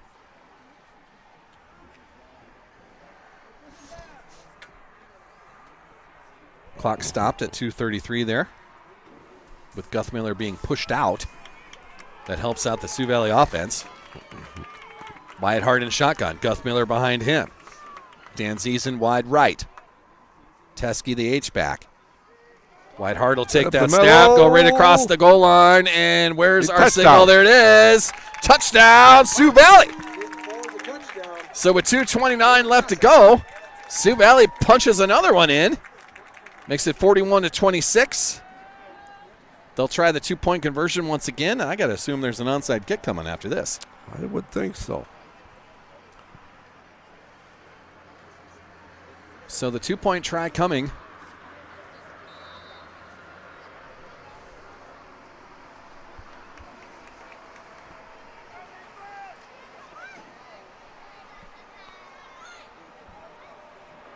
Formation for this, it's Wyatt Hart in shotgun. Guthmiller's right behind him. There's trips to the right. Looking to throw it to the right, and it's a jump ball for Tobin Squires, and he is not able to bring that in. They knocked it out of his hands on the way down. So it'll be a 15-point lead for EPJ with 2:29 left to go. 41-26 our score. Sioux Valley fighting till the very end here, man. It's encouraging to see, man. This is the best team in the state, and they're playing them right to the brink. Hopefully this is the playoff preview, you know? Yes. Of what we can be delighted to see in the playoff side of things. 2:29 here left in the game. Playoffs are going to fire up Thursday night. And the playoffs are coming fast. Thursday night, whether we have a home game or not, that'll be decided by the results of tonight's action around South Dakota. We'll go through the final scores once again in the post-game show here. I think our player of the game is in my head. I think we got to give it to Mitchell Guthmiller. He's got one touchdown pass, another run. He's been a difference maker on defense as well. He's been their offense tonight, man. I mean, he's had some fantastic games, but this has to be his best overall I think effort, so. I would think. He's as a got to senior. have 200 all-purpose yards, man. A couple of those runs that he made there, just absolutely fantastic. Yeah. Just fantastic. A good throw for Breaking a touchdown. tackles. Almost threw for 2 touchdowns with the Yes. Steinhaus one there that was knocked down. Yeah, I think in our heads, Mitchell Guthmiller, unofficially the Subway player of the game tonight, just on total effort alone. He's done a little bit of everything. He has.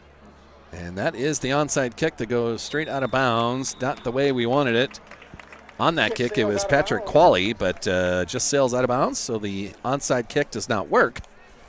So with 2:29 left to go, it's a 41-26 lead by EPJ, the number 1 team in 11B. They're looking to stay undefeated tonight, try to make it an 8-0 regular season as they roll into the playoffs. And instead of the 35-yard line, I think they give it to where it went out of bounds. So they're going to place that down at the EPJ 49-yard line. And that's where 1st and 10 will be for the Huskies. So great effort tonight, Cossacks. 2:29 left to go. You can still get a turnover, you know. If you want to run something back right now, let's do it. Let's get weird. That end around comes back to the center of the field, and it'll be a short gain. They're going to put that down at about the ball, Sioux Valley. Timeout? Sioux Valley 48. And we've got a timeout, Sioux Valley, to stop the clock. You want to roll it down to 2:20, Carms. We'll be in tune with our scoreboard. 2:20 left to go in this game. This timeout brought to us by Bankstar Financial, our exclusive presenter for everything that we do, a proud sponsor of Sioux Valley Athletics. And the Sauls Media broadcasts. Bankstar is a huge help for me, Carms. Maybe they're a huge help for you. Oh, yes. Always. It's been a fun one tonight, Fantastic. Carms. Beautiful night. Friday night lights here in Elk Point. We've had some honkers, and we've had some great, fantastic plays from both teams here. Just some fantastic football here at times. Yeah, I'm glad we made the trip down here, man. It's worked out really well. I mean, not in the scoreboard side of things, but, you know, we got a great crowd here. It's beautiful weather. Why not make the trek, you know? If you couldn't, I'm glad you're watching. If nothing else. Got some fans around you that are watching other games out there. Paying attention to the other live streams. I mean, everything's important as far as playoff points tonight, so we'll see where everything shakes out. We'll go through the rest of the results in our post-game show here, and then we'll have to get on the road, Carms. Mm-hmm. Got 115 Yes. miles to home.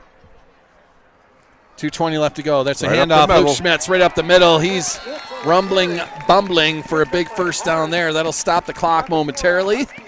They'll move the chains, and once they're set, we'll fire it back up. But with 2:15 to go, it's still a 15-point spread by EPJ. Sioux Valley still with 2 timeouts in their pocket, but looking to make a stop before they use those. I think there's some younger kids coming in now. Vermillion and Weston Pitts in that defensive secondary now.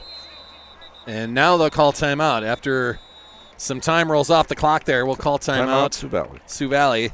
They'll have 1 left in their pocket with 1:51 left to go.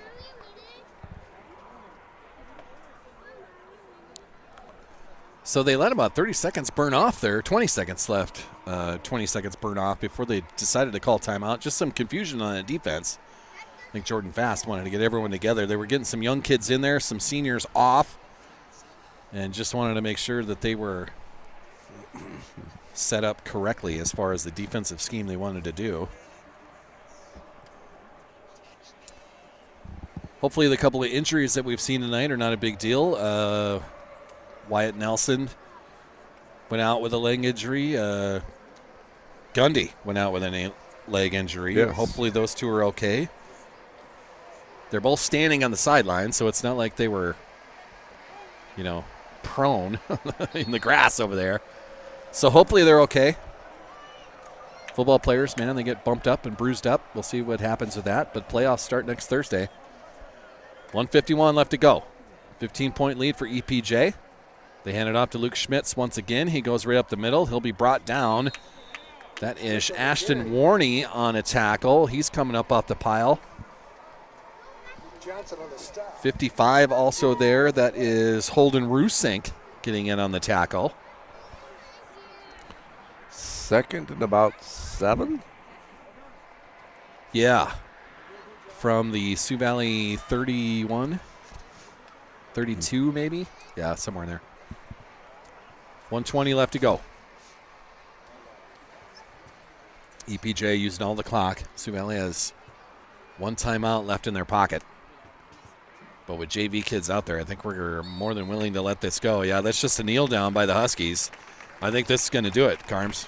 I think we're going to finish at 41-26. It looks like it here for sure. Jordan Fast not calling a timeout here. We're going to let this thing wind down, and that'll do it. So EPJ is going to stay undefeated on their season, move to 8-0 as they go to the playoffs.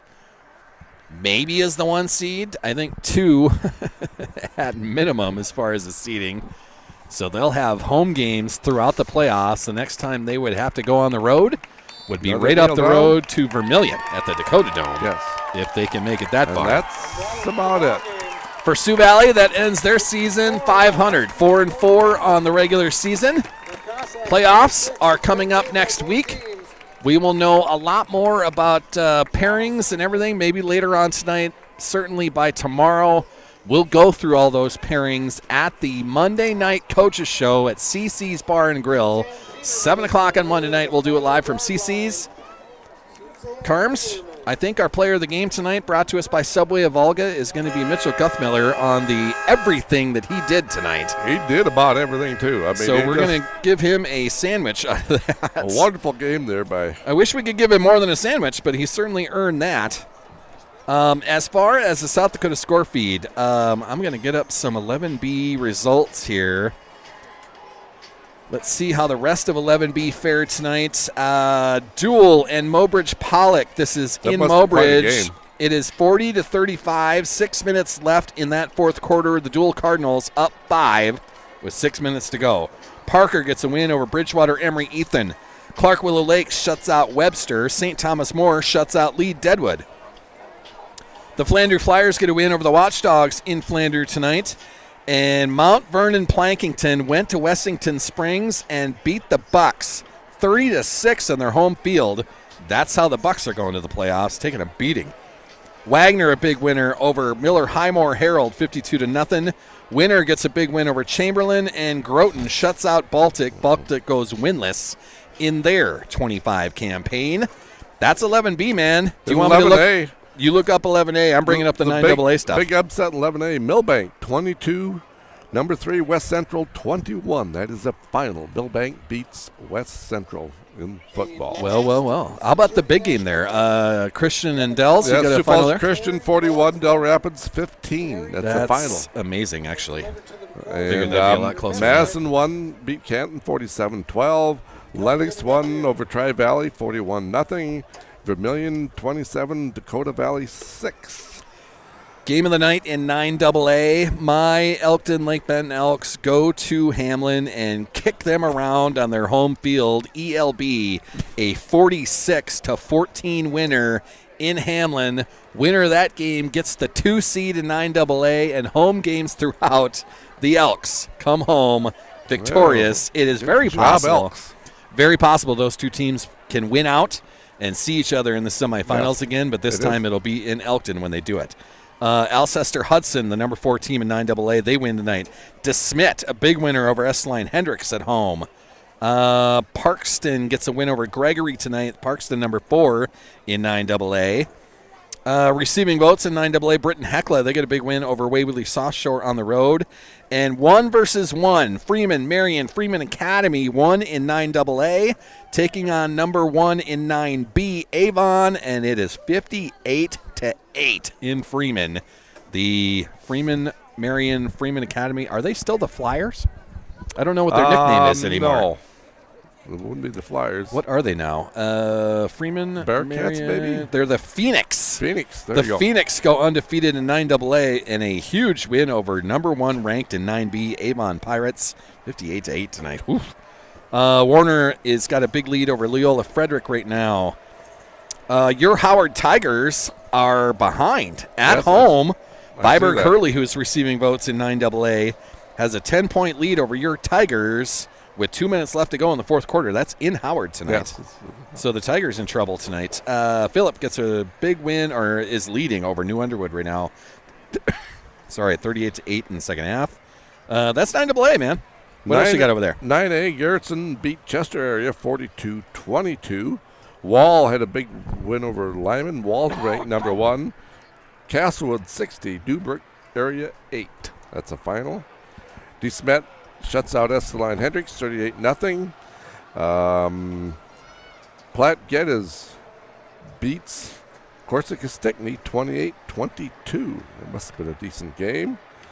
And they said you gave the Viborg Hurley Howard score. And that's it for the area scores. Okay, Coleman-Egan, another area. Coleman-Egan gets a big win over Iroquois Lake Preston. That was at home, so Coleman-Egan will be on the winning side of things as they go to their playoffs. I'll move to 11AA.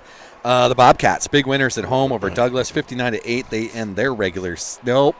Double A's got another game to go yet. They play. Yes, they'll have another week. Yes. So here on the number 1 team in Double A, they get a win over Mitchell in Mitchell, 27-3. Yankton leading with 1 minute to go. That was the Yankton 2 against T Area 5 matchup. 31-7. The Bucks up over the Titans. Sioux Falls Lincoln, a big lead over Aberdeen Central. That's at Howard Wood. We're going to see that as we roll by. And out west, Spearfish, a 7-point lead at halftime over Pierce. So Spearfish number 4 in 11AA, Pierre number 3 in 11AA, and that's a big matchup out west. That's in Spearfish. So that's what we got. That's going to do it, I think, from the Pointers, the land of the Pointers. The land of the Pointers here. Carms, it's fun. Hopefully we get a home game out of that. That's what we're in line for. Playoffs start next Thursday. We'll see how that plays out. We'll have all of those pairings, all of those results Monday night at the Coaches Show at CC's Bar and Grill. 7 o'clock is how we do it. We'll get some football guys in there. We'll talk to hopefully some cross-country kids as well, maybe even competitive cheer as they get themselves ready. They're all getting ready for their state meets. So we got to talk to somebody about that, you know. See what the football kids are doing, see what the volleyball girls are doing. We got a big Monday night show, man. Must mean winter is coming. It means something is coming, yes. But that's going to do it from Elk Point. It is a 41-26 win by the Huskies, but Cossacks, we moved it against this team, and not everyone's done that. So take something out of the night as far as the positive side of things. Sioux Valley was able to move the ball against this defense, and few teams have all season long, as that 8-0 record shows for the Huskies. You know, something to take to the playoffs, man. When you're playing against a really good team, you know, Sioux Valley looked at times that they could move the ball against almost anybody. We'll see what happens in the playoffs, man. I think we're playoff ready. It's a 4-4 record that stinks, but I think it's still enough to get a home game. We'll find that out this weekend. Yes, absolutely. That's going to do it from Elk Point. Thanks for tuning in, everybody. Thanks for following along, and we'll have some fun Monday night at CC's. Have a good night. The Coaches Show. Everybody. Have a good night. Safe travels for everyone in the cars here.